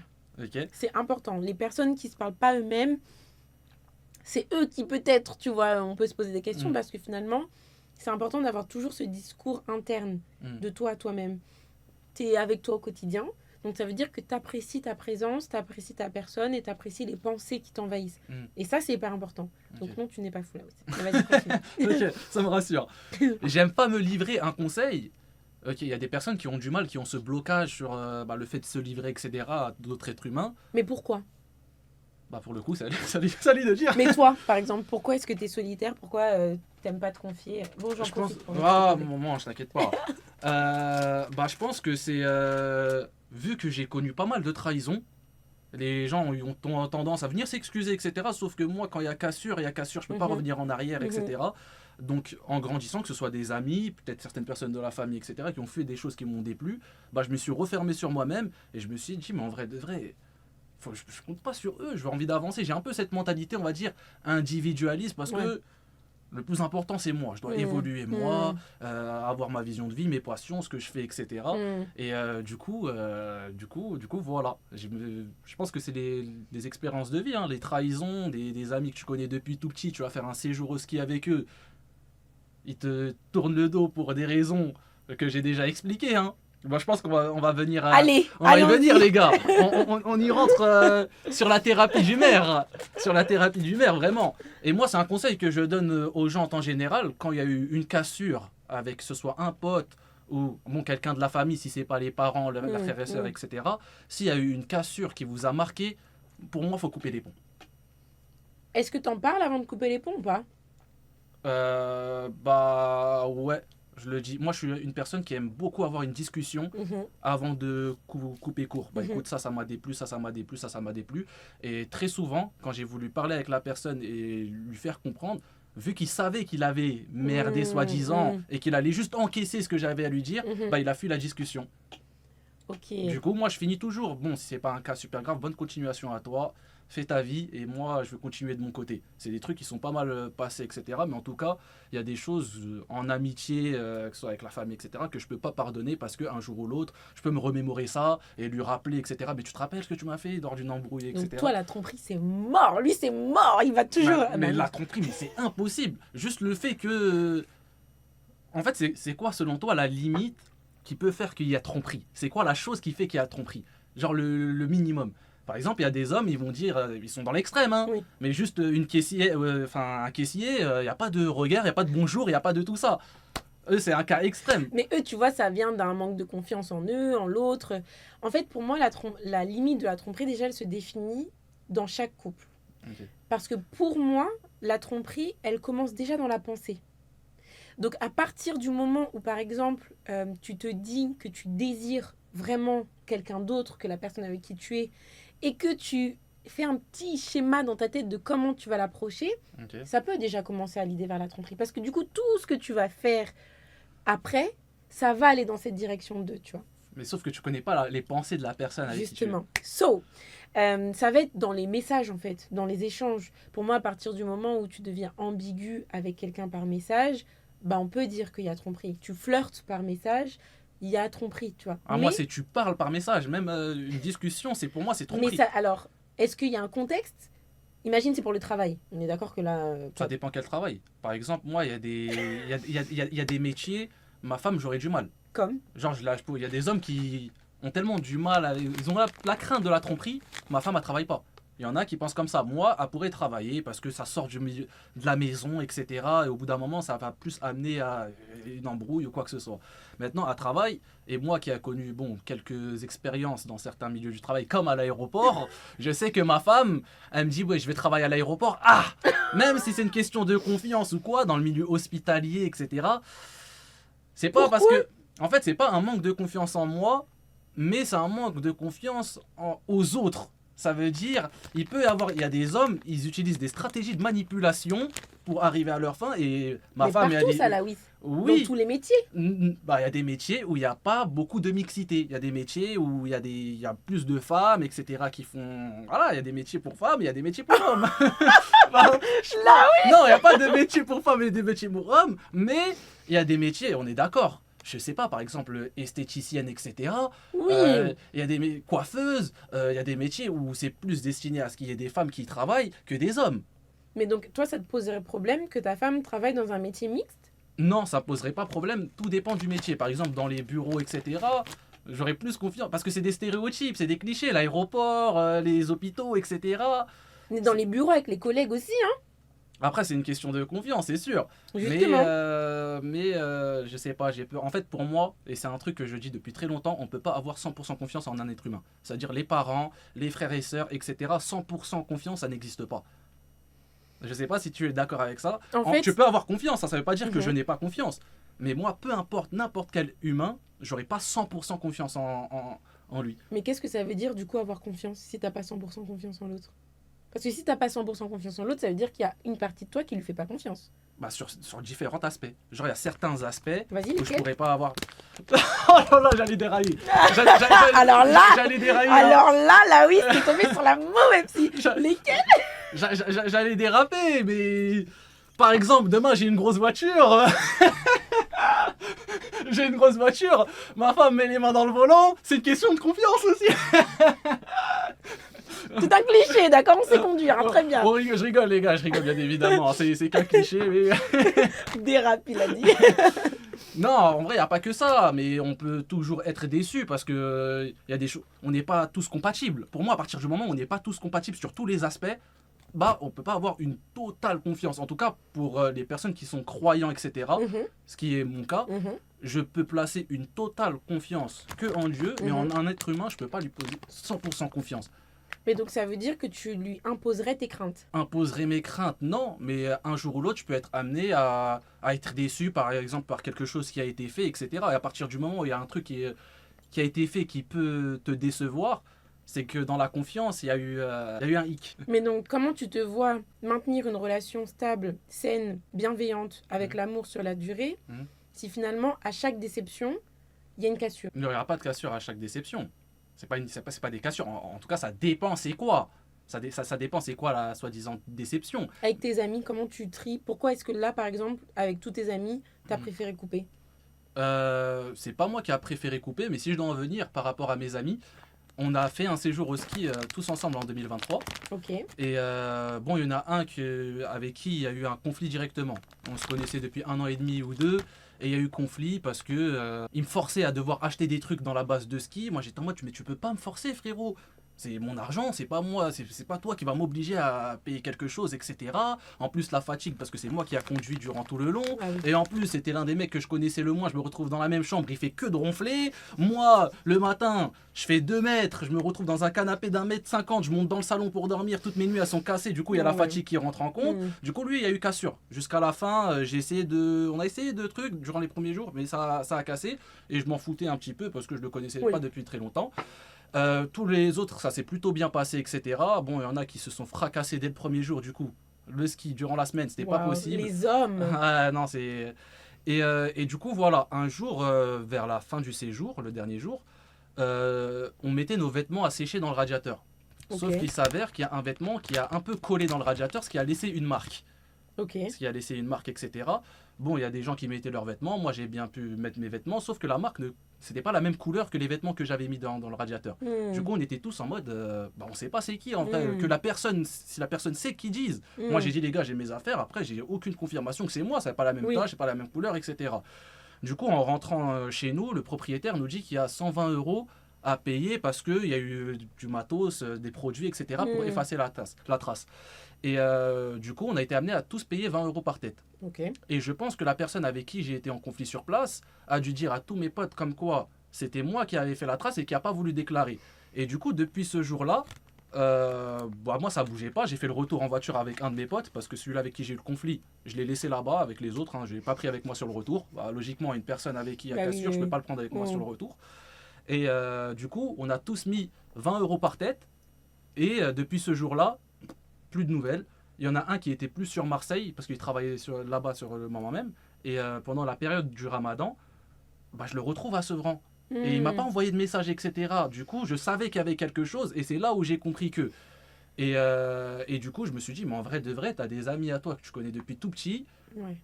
Tu leur as rendu des services, ils t'ont rendu des services aussi pour 20 € parce qu'on savait pas. Moi, je leur ai dit, si c'est moi qui l'aurais fait, je l'aurais dit Bah, bien directement. sûr, C'est ouais. c'est rien du tout. Mm. Et du coup, il y a eu ça. Et moi, je le vois en mode, mais c'est tant mieux. Mm. Je le vois en mode tant mieux. En tout cas, aujourd'hui, toutes les personnes qui sont éloignées de ma vie, limite, j'en suis content. Mm. C'est qu'ils m'étaient pas destinés, qu'on Oui. se concorde pas. Donc, je vais pas Mhm, pleurer une personne qui Oui, que je totalement, m'éloigne. surtout dans ce sens-là.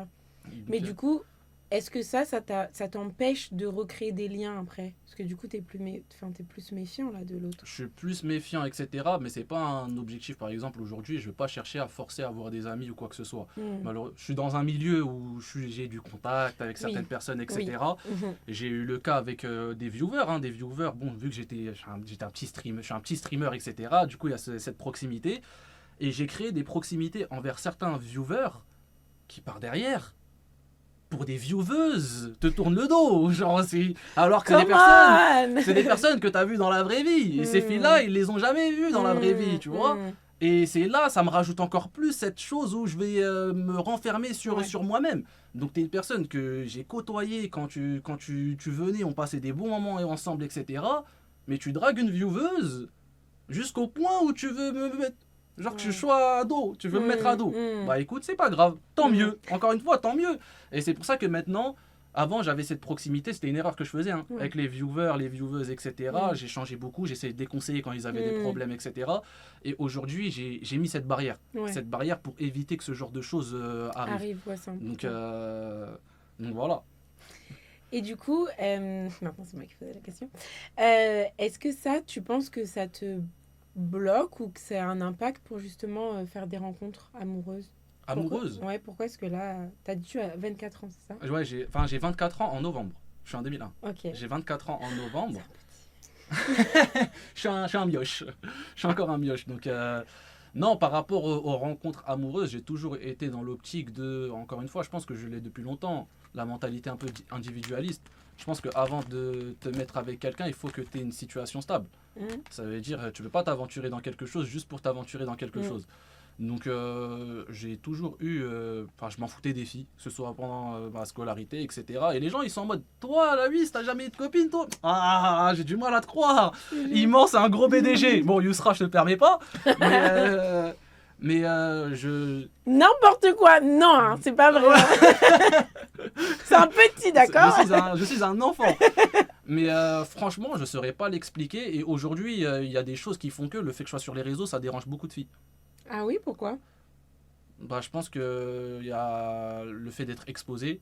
Ok. Je pense que le fait de. On peut se balader dehors, ça peut reconnaître et elles n'aiment pas ça.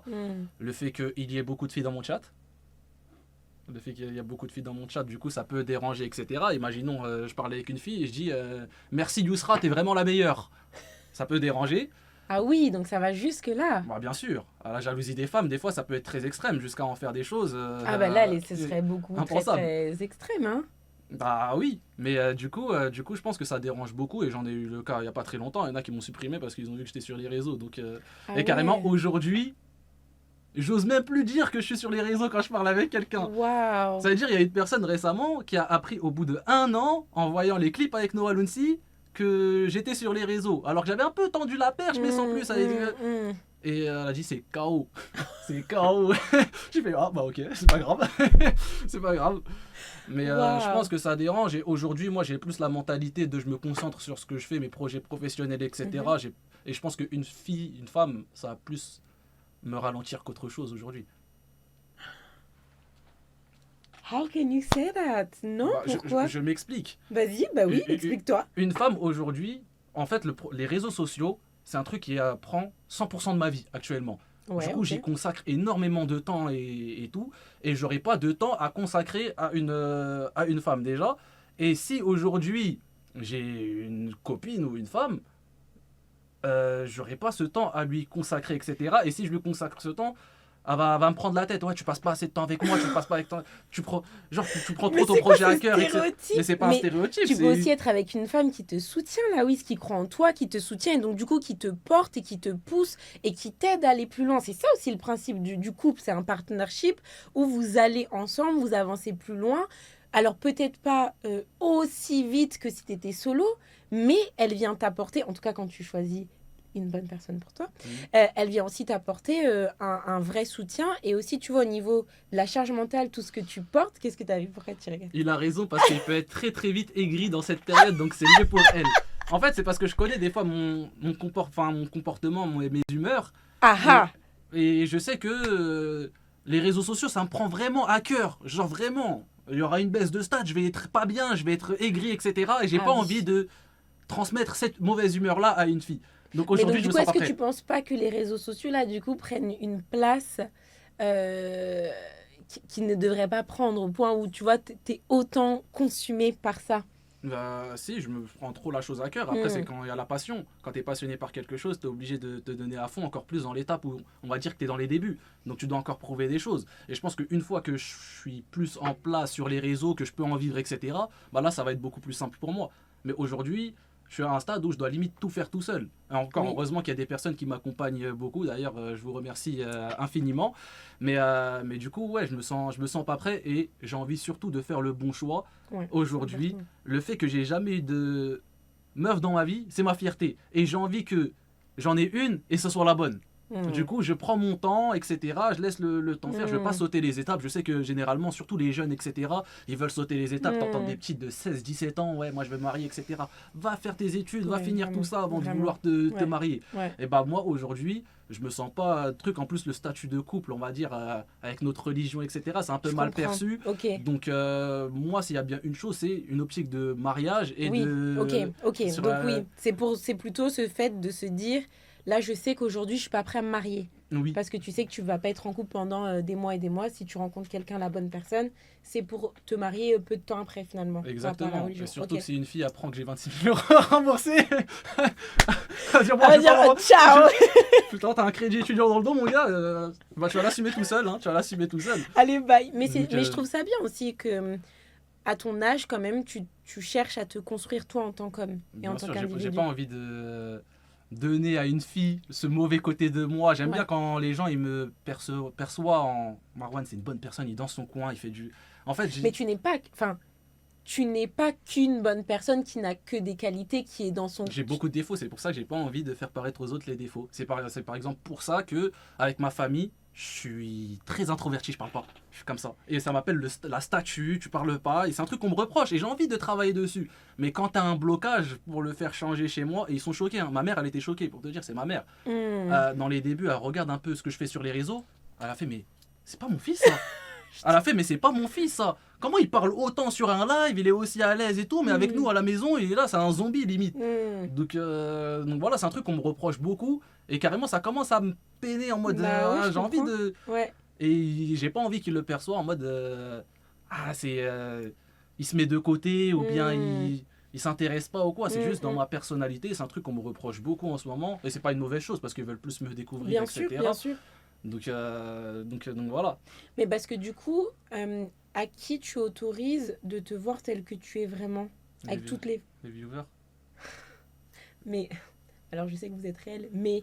tu vois, ils sont dans un ordinateur, là. Ouais. Tu vois, ils nous parlent à travers des... Ouais, mais il y a donc- des humains derrière. Ouais, il y a Du des coup- humains derrière, mais je veux dire, c'est pas des humains que tu côtoies tous les jours. Si, c'est bien ça le problème. C'est que c'est des humains que je côtoie pratiquement Partez, tous les s'il vous jours. Je rigole, je rigole. Genre tous les jours, je vois les mêmes blazes. Je connais pas forcément, je sais pas à quoi ils ressemblent. Ouais, ouais. Bon, je connais leur prénom parce qu'on a cette Oui. proximité-là. Je sais quel âge ils ont et tout. Mais c'est comme s'il y avait un attachement pour des pseudos, quoi. Pour des pseudos. Mais donc, c'est assez intéressant que pour eux, les personnes réelles derrière des pseudos, Mhm. tu sois OK de te montrer tel que Mhm. tu es. Mais pour les membres de ta famille, Ouais.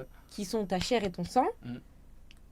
bah non, tu sois pas prêt à faire En ça. fait, je sais pas, peut-être c'est un manque de confiance en moi que j'ai dans la vie de tous les jours. Hmm, Parce que avant que d'être sur les réseaux, j'avais pas confiance en moi, hein. hmm, Mettre des snaps de ma tête et tout, des stories, etc., avoir des posts Insta, c'était pas possible. hmm. Et en me lançant sur les réseaux sociaux, en ayant l'habitude de voir ma tronche, le retour, etc., bah, j'ai appris à plus m'aimer, que ce soit physiquement, etc. Et encore aujourd'hui, hein, il y a des trucs que je fais, je mets la caméra inversée, je peux pas. Genre parce que ma tête, elle est déformée. J'ai un complexe, genre là je tourne la caméra, je switch, bah ma tête elle est déformée. C'est pour ça que quand tu te retournes, tu vois le panneau ville ici là derrière. Non, regarde derrière. Il est à l'envers. Ah, Mais à la caméra, il est à l'endroit. En plus, je me suis dit, mais c'est bizarre parce que moi, je Ouais. le vois à l'endroit là. Ouais. là, là. Bah c'est parce Ah qu'à la ouais. caméra, il y a plein de petits trucs. Aujourd'hui, il y a des photos, j'ose pas les poster, j'aime pas ma tête dessus, j'ai truc et voilà. Depuis Du coup, toujours? je pense que c'est depuis toujours, ouais. J'ai toujours eu ce petit problème de manque de confiance en moi. J'ai pas envie de. En fait, moi, auprès de ma famille, avec mes potes, je suis moi-même, hein, fois mille, hein, Ça avec va. mes potes, etc. Parce que voilà. Tes Et je- potes que tu as encore? Oui, j'ai des potes Ok. que j'ai encore. J'ai Ok. 2-3 potes avec qui je parle souvent, etc. Mhm. Mais avec eux, je suis totalement moi. Mais en famille, vu qu'on est beaucoup, il y a des tantes, il y a des grands-parents, les cousins. J'aime bien avoir cette image de Marwan, il est tranquille, il est dans son coin, il fait de mal à personne. Il est, tu vois. Pourquoi? Qu'est-ce qui se passerait pour toi si justement tu n'avais plus cette image-là et qu'on te voyait tel que tu étais réellement au sein de ta famille? Bah, en fait, j'ai peur de faire paraître des fois mon mauvais caractère. Des fois, je peux m'énerver rapidement, je peux peut-être faire des blagues qui peuvent être mal perçues, etc., etc. Du coup, j'ai cette gêne. Et voilà, en vrai. Mais pourquoi ça te fait peur? Qu'est-ce qui se passerait si les gens C'est le jugement voyaient... des autres. Hmm, C'est le jugement des autres, Mm. c'est tout. Mm. Moi, je cherche absolument, et c'est un défaut, hein, hmm, à plaire aux gens. hmm. Ça veut dire sur les réseaux sociaux, je vois un commentaire déplacé contre moi, je vais le prendre à cœur. Et c'est un truc que j'ai peur sur les réseaux sociaux. Hmm. Genre si un jour je subis une vague d'harcèlement ou quoi, j'ai peur d'être en mode... voilà. Après, je sais pas si c'est une bonne chose de le dire en live, parce qu'il y en a qui vont peut-être... Non, ils en ont pas profiter. l'air, ils ont Non, pas ils sont l'air. très- Ils ont sont pas très l'air, sympas. ils ont l'air très... Mais pour le coup, voilà. Ça va le voir en Ça, psychopathe. ça va avoir un psychopathe. Il dit ça avec son sourire en coin. Bah, c'est ce que je disais tout à l'heure, les Il dit gars. qu'il y a avant. toujours un sourire... C'est un truc qu'on me reproche, c'est le sourire que j'ai, les gars, qu'on peut croire que c'est un sourire vicieux, etc. mais c'est un sourire où je peux cacher une sorte de stress, de gêne, ou peu importe, vous voyez. Donc voilà, il cherche à plaire aux gens parce qu'il il se plaît pas à lui-même. Et ça, c'est une question que j'allais te poser du coup. Comment toi, est-ce que tu te vois toi-même? Qu'est-ce que tu penses de toi? C'est quoi ton discours interne? Moi, je m'aime grave, moi. Ouais. Je m'aime beaucoup. Genre, Ouais. ma personnalité, je la trouve bien. Je sais pas, j'ai appris à m'aimer en tout cas avec le temps. Donc, moi, je m'aime bien. Je trouve comment je suis, c'est bien. Avec les humains, je trouve que je me comporte tout le temps bien. Et c'est un problème, c'est mon côté gentil. Les gens, ils ont tendance à dire, ouais, mais lui, il dit c'est. Moi, je suis vraiment gentil de nature. J'aime pas faire Oui, du mal mais aux gens. tu viens de dire, et c'est vrai que c'est important, c'est que tu viens de dire quand même que tu cherchais à plaire aux autres. Comme si finalement tu as besoin d'être aimé des autres. C'est possible. Ouais. Alors que tu sais qu'il y a des gens qui peuvent ne pas t'aimer. Ça ne peut pas plaire à tout le monde. Comme exactement. Donc qu'est-ce qui se passerait finalement si quelqu'un ne t'aime pas? Si toi, ta base est solide, si toi tu sais que tu t'aimes, qu'est-ce que tu en as à faire que d'autres ne t'aiment pas? Je sais relativiser face à ça. Je sais qu'il y a certaines personnes avec qui je peux pas avoir le même humour, je peux pas avoir les mêmes discours, etc. Donc en soi, s'il n'y a pas cette proximité, si c'est des personnes du net, au bout d'un moment, il va falloir que je sois, ok, on n'est pas dans les mêmes délires, etc. Bah écoute, chacun fait sa vie. Mais toujours, j'essaye toujours de, quand il y a eu des approches, des discours avec certaines personnes, etc., des discussions, que ça se finisse en mode paix. Je suis une personne dans la paix. C'est-à-dire, je ne suis pas une personne qui va aller forcément chercher le conflit avec une personne. Fais ta vie de ton côté, je fais la vie du mien. Et voilà. Que Dieu te facilite. Et avec ta famille, pourquoi est-ce que c'est pas comme ça? Je sais pas, c'est encore ce manque de confiance en moi. Et j'essaye de travailler dessus, des fois. En fait, je pense que quand on évoque un sujet qui m'intéresse, là, je vais plus être apte. Quand on va me donner l'attention et on va me parler, là, je vais plus parler. Mais quand on se retrouve à 20 autour d'une table, j'aime pas être le centre d'attention. Ça veut dire quand il y a les tantes, les oncles et tout, quand on va parler de mes réseaux sociaux, j'ai pas envie qu'ils apprennent ce que je fais sur les réseaux sociaux. Bon, malheureusement, on est une famille très proche, du coup, ils savent que je suis sur les réseaux et tout, mais j'ai pas envie qu'ils sachent exactement quelle personne j'ai fait, quel clip et tout. Parce que j'ai cette gêne. Des fois, je peux tenir des paroles en stream que j'ai pas envie que mes parents, mes cousins, mes cousines, etc. les voient. Donc, c'est plus cette gêne par rapport à ça. Ok, donc du coup, tu tries un petit peu ce que tu leur montres de toi et ce que tu leur caches. Exactement. Par contre, quand on se retrouve avec mes cousins, on est 2, 3 ou 4, vu qu'on n'est pas beaucoup, là j'ose plus, on parle tout, etc. Et c'est là où je suis le plus à l'aise. Moins de monde, plus je suis à l'aise. Ouais, ok. Et avec ta mère, quand tu es tout seul avec ta mère ou ton père? Ça dépend. Des fois, je suis au volant, etc. En fait, ça fonctionne par humeur. Des fois, j'ai envie de parler, il y a des périodes où j'ai envie de parler, il y a des moments... ça me parle et je parle pas, il n'y a rien qui sort de ma bouche. Des fois, ma mère, elle vient, elle me parle, etc. Je parle pas. Mon père aussi, mon père, des fois, il kifferait, on regarde des matchs ensemble, etc. Je me renferme dans ma chambre, je regarde le match de mon côté et tout, je sais pas, j'ai toujours ce côté solitaire en moi. Même avec tes parents? Ouais, même avec mes parents, je parle pas beaucoup. Je parle pas beaucoup avec mes parents, c'est vrai. Et quand tu étais jeune, enfin, tu es toujours jeune, mais quand tu étais plus petit, vous parliez, vous échangiez? Comment ça se passait votre relation? On a toujours été proches, il y a toujours cette proximité-là, on vit dans le même toit, etc. Donc on est amené à se côtoyer. Tout à l'heure, je suis parti les récupérer à l'aéroport, on a discuté un peu. Aujourd'hui, j'ai discuté, ils m'ont manqué quand même. Ça fait plus d'1 mois, je les ai pas vus, donc on va discuter. Donc toi, il faut te quitter pendant 1 mois pour que tu parles, quoi. Ouais, voilà, c'est pratiquement ça. Il y a des moments, pendant 3-4 jours, on vit dans le même toit. J'ai pas échangé 1 mois avec mes parents alors qu'on est dans le même toit. Même mes petits frères aussi. On est dans le même toit, je vais pas parler avec, etc. Donc voilà, des fois on parle, ou sinon je vais lâcher des réponses secs ou des réponses. J'ai pas envie de parler. Par exemple, le matin, je sais que j'ai du mal à parler. Je suis pas très du matin et je sais qu'il y avait peut-être une petite du collège. Des fois, les petits ils sont en mode ils veulent venir me parler au collège à 8h. Non, faut pas venir me parler. À 8h du matin, 9h, faut pas venir me parler au collège. Parce que il faut le temps que je me réveille, j'ai mes humeurs moi aussi. Donc voilà. Et on peut me le reprocher parfois, de ne pas avoir cette approche, on peut me le reprocher. Mon père, il me l'a déjà reproché. Quand il me parle, regardez, c'est quoi vos réponses à vous? On essaye de vous parler, regardez, c'est quoi? On est là, on vient, on essaye de vous avoir des trucs et voilà. Et c'est des trucs que je regrette par la suite. Je suis en mode, par exemple, des fois, mon père, il veut regarder des matchs de foot avec moi. Je suis là, je suis posé dans ma chambre, je regarde le match et je me dis, mais attends, il est là-haut, le pauvre, ça se trouve, il veut grave passer ces moments-là avec moi. Et je regrette par la suite. Mais donc, du coup, est-ce que tu actes on it? Est-ce que du coup, vu que tu regrettes les prochaines fois, tu fais différemment ou pas? Des fois, je reproduis ce que j'ai fait de mal. Hein. Pour changer une personne, c'est compliqué. Hein. Pour changer, c'est vraiment dur. Donc, imaginez, vous avez Lawis comme grand frère. Compliqué. Non, c'est pas compliqué parce que je suis pas une personne compliquée à vivre. Non, mais t'es pas compliqué à vivre, mais t'es pas communicant. Ça dépend encore une fois. Ça dépend les périodes. J'ai mes périodes où j'ai envie de parler et d'autres non. T'es pire qu'une meuf, toi. Nous, encore, on a le cycle, ok, avec les hormones, etc. Mais toi, du coup... Je suis pire qu'une meuf, c'est le cas de le dire. C'est le pire, je suis pire qu'une meuf. Je voulais jamais cacher de toute façon.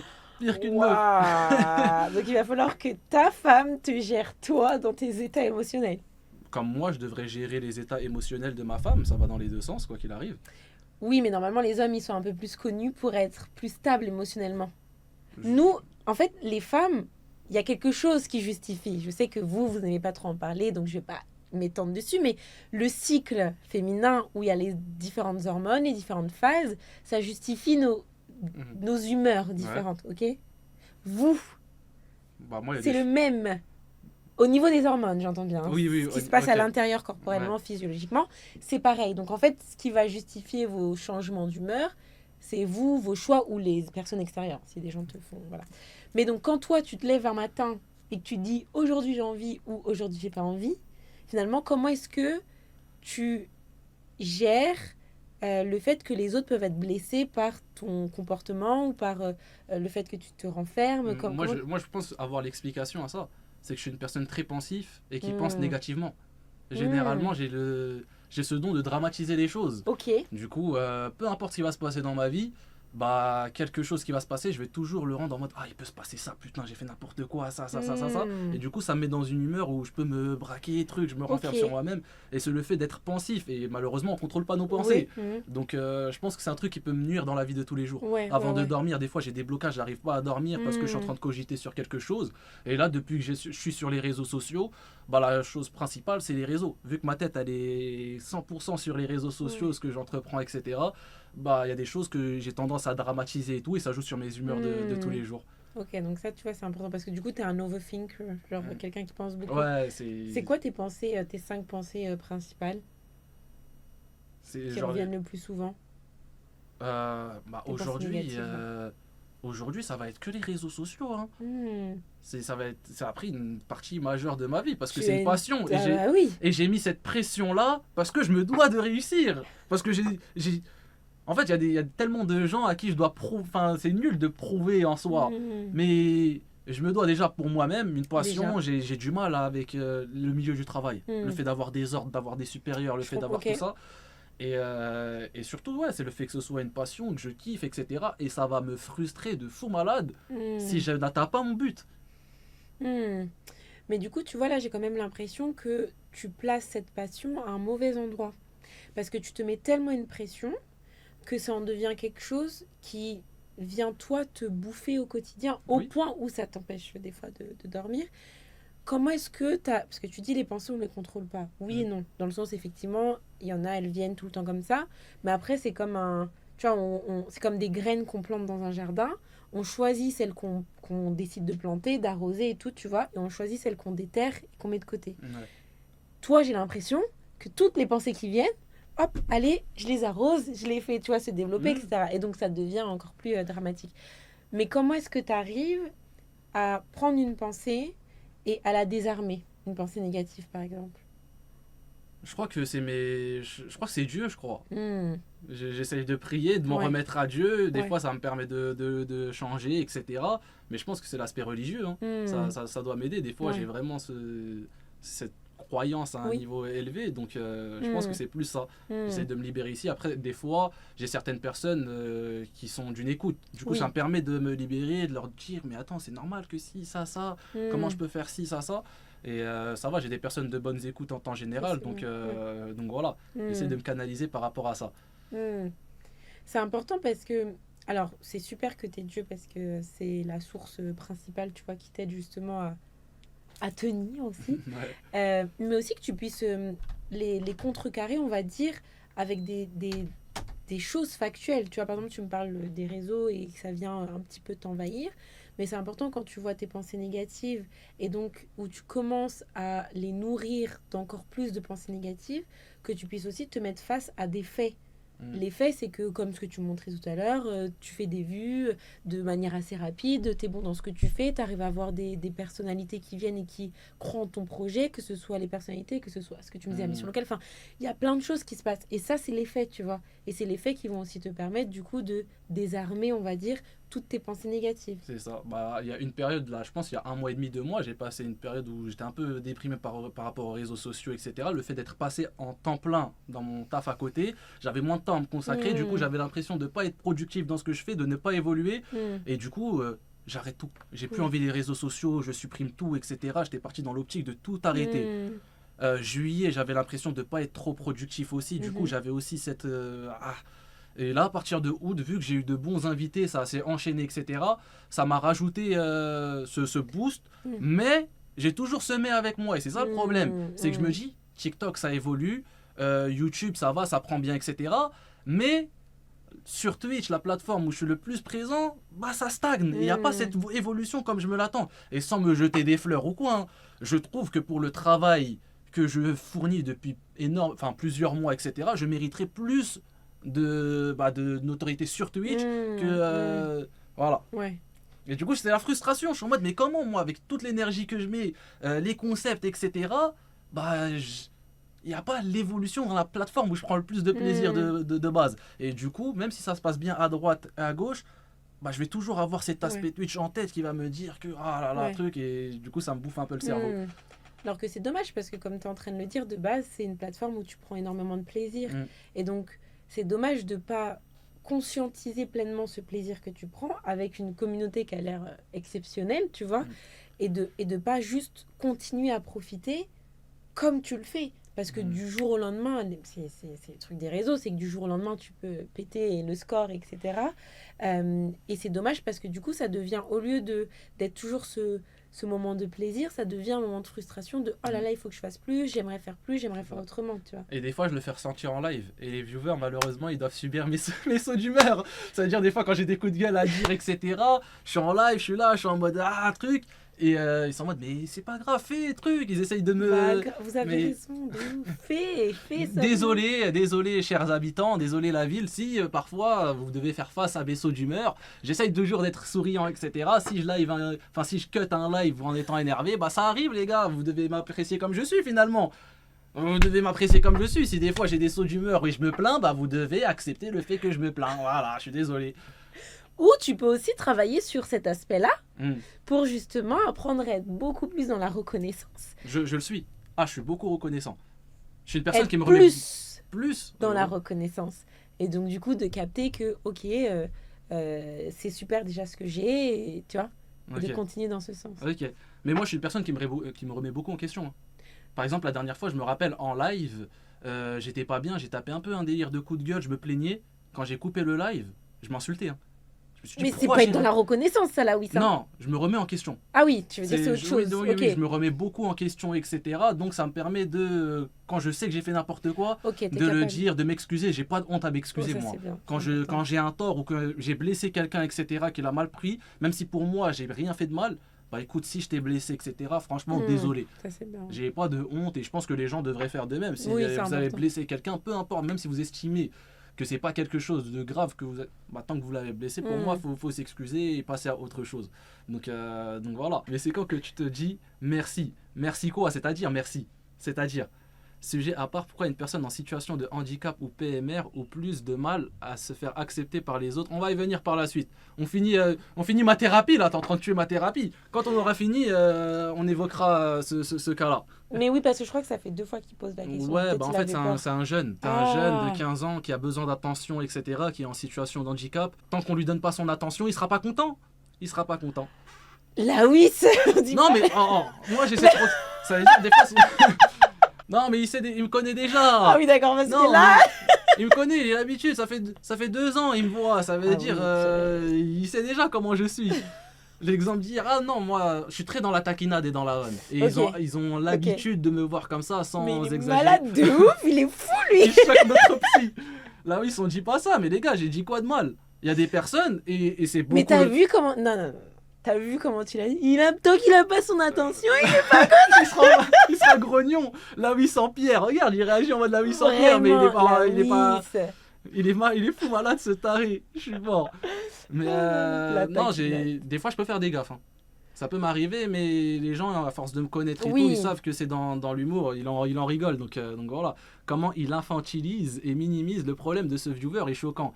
Bah, les gars, c'est un cas qu'on a beaucoup étudié, le cas de Mbappé. On finit mon cas et après on va venir à vous. De toute façon, dans pas très longtemps, on va étudier vos cas. Je vais essayer de vous conseiller. On va voir si Aurélie est d'accord avec mes conseils. Je sens que je vais pas trop être d'accord là avec ces...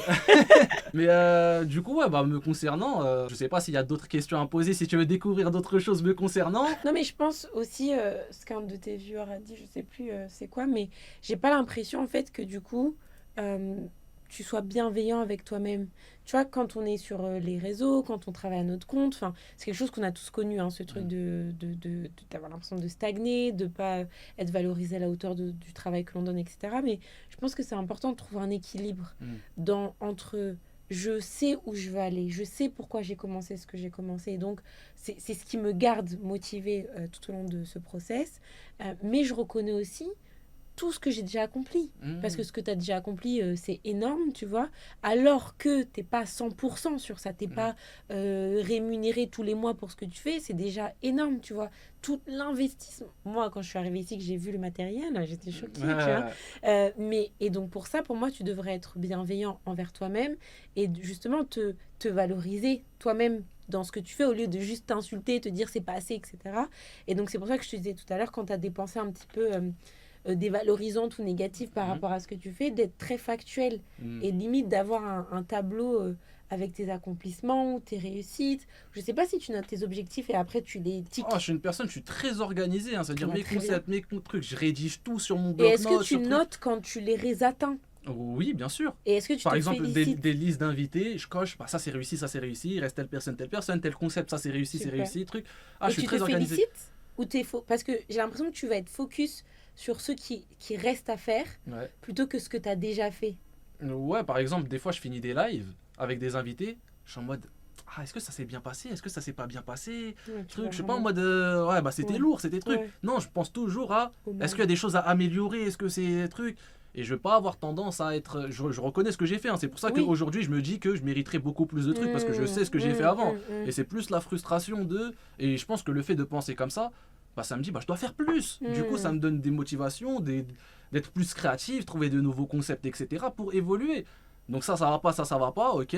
Je me félicite par rapport à ce que j'ai réussi à faire, parce qu'il y a des concepts, il n'y a personne qui a réussi à le faire, je le reconnais, hein, je le sais. Et voilà. Du coup, ça me donne des motivations pour continuer, trouver de nouveaux concepts et évoluer, parce que, encore une fois, il faut que j'atteigne mon objectif. Et des fois, on me dit, tu te donnes des objectifs, tu te fixes des dates, enfin des trucs limites, des dates. Par exemple, il faut qu'à telle date, j'atteigne tel objectif. Et il y en a qui le perçoivent en mode, faut pas se mettre des dates, faut pas se fixer des trucs. Non, c'est important de te fixer des deadlines du moment qu'elles sont réalistes. Ça, c'est pas genre demain j'attends le million, voilà. Mais c'est très important parce que ça te garde, ça te garde justement déterminé dans ce que tu vas atteindre. Mais pour moi, la WIS, il y a trop de pensées négatives qui t'envahissent. Et comment je peux gérer mes pensées? Mais justement, c'est pour moi, il faudrait que tu puisses déjà les noter. Moi, c'est toujours ce que je dis à mes patients de faire, de pouvoir noter ce qui se passe à l'intérieur de toi pour que tu les identifies vraiment. Déjà, te parler à toi-même, c'est très bien, parce que tu les mets à voix haute, mais de pouvoir les noter et en face de ces pensées négatives, de pouvoir mettre des pensées factuelles. Le but, tu vois, on dit souvent, oui, remplacez vos pensées négatives par des pensées positives. Non, pas spécialement, mais par des pensées factuelles. Ça veut dire, je vais dire un truc idiot, mais imagine, tu dis, je suis nul, je sers à rien. Eh ben, être nul, c'est égal à 0. C'est-à-dire que tu ne fais rien. Ça veut dire que vraiment... Et donc, dans la pensée factuelle par laquelle tu vas la remplacer, c'est faux. Je fais des choses, je sais faire des choses. J'ai mis en place des émissions, j'ai invité des gens. Mais tu vois, vraiment, pour moi, il faudrait que tu arrives à avoir une sorte de listing un petit peu des pensées qui reviennent le plus souvent. Et que automatiquement tu les remplaces avec des pensées factuelles. Et que quand elles vont venir la nuit ou autre, tu puisses te rappeler de tes pensées factuelles. Plus tu vas les répéter, plus elles vont devenir vérité pour toi, et plus c'est elles qui vont venir au, tu vois, le plus. Parfois, je l'ai fait. Par exemple, des fois, je peux couper des lives Et bah, je me mets une note au live. Je mets genre par exemple, ah aujourd'hui le live ça a été 7 sur 10. Parce qu'il y a eu ça qui est allé, mais je pense qu'il faut améliorer ça, faire ci, faire ça. Toujours, c'est pour ça qu'à chaque fois, par exemple, quand je finis un concept, je regarde avec la commu, est-ce qu'il y a des trucs à améliorer, des axes, etc. Par exemple, pour moi, il y a ça qui est allé, mais il y a ça à améliorer à chaque fois. Donc voilà, mais en vrai de vrai, il va falloir que je change certains aspects. Maintenant, quand je vais avoir le déclic, quand truc, on peut pas changer du jour au Bah oui, lendemain. mais là, tu vas commencer à mettre des choses en place, hein. Il va faire Ah la oui, liste. Vous me direz s'il a fait sa liste qu'il va partager avec vous, j'en ça suis c'est sûre. l'objectif. Dans quelques mois, je te réinviterai avec plaisir, avec grand plaisir, si tu l'acceptes bien Of évidemment. course. Et on en rediscutera, on Voilà, verra s'il y a on une fera les évolution. bilans. Si je suis encore sur les réseaux et j'ai pas traversé une phase de déprime où j'ai envie de tout couper, parce Tu que ça m'enverras un m'arrive. message, il m'enverra un message, il va pas tout couper, vous inquiétez pas. Je le dis souvent en live, je suis en mode les gars, j'ai envie de tout arrêter, vraiment, j'y pense. Ils sont en mode mais vas-y, tais-toi, truc, c'est bon, ils en ont marre. Ils ont fait Ouais, toi. vas-y, tais-toi, c'est bon. Mais voilà, d'ailleurs, les gars, si vous avez des petits problèmes, etc., ou des trucs que vous voulez vous conseiller, il y a Madame Aurélie qui est présente et elle fait tout en distanciel. Donc c'est Ouais. arrangeant parce que vous pouvez être à telle distance et à telle distance, apprend tout le monde. Donc voilà, à part les garçons, hein. À part, Non. à part les dragueurs là. Hein. À part les À part dragueurs. les dragueurs là. On me On connaît. Hein. vous voit.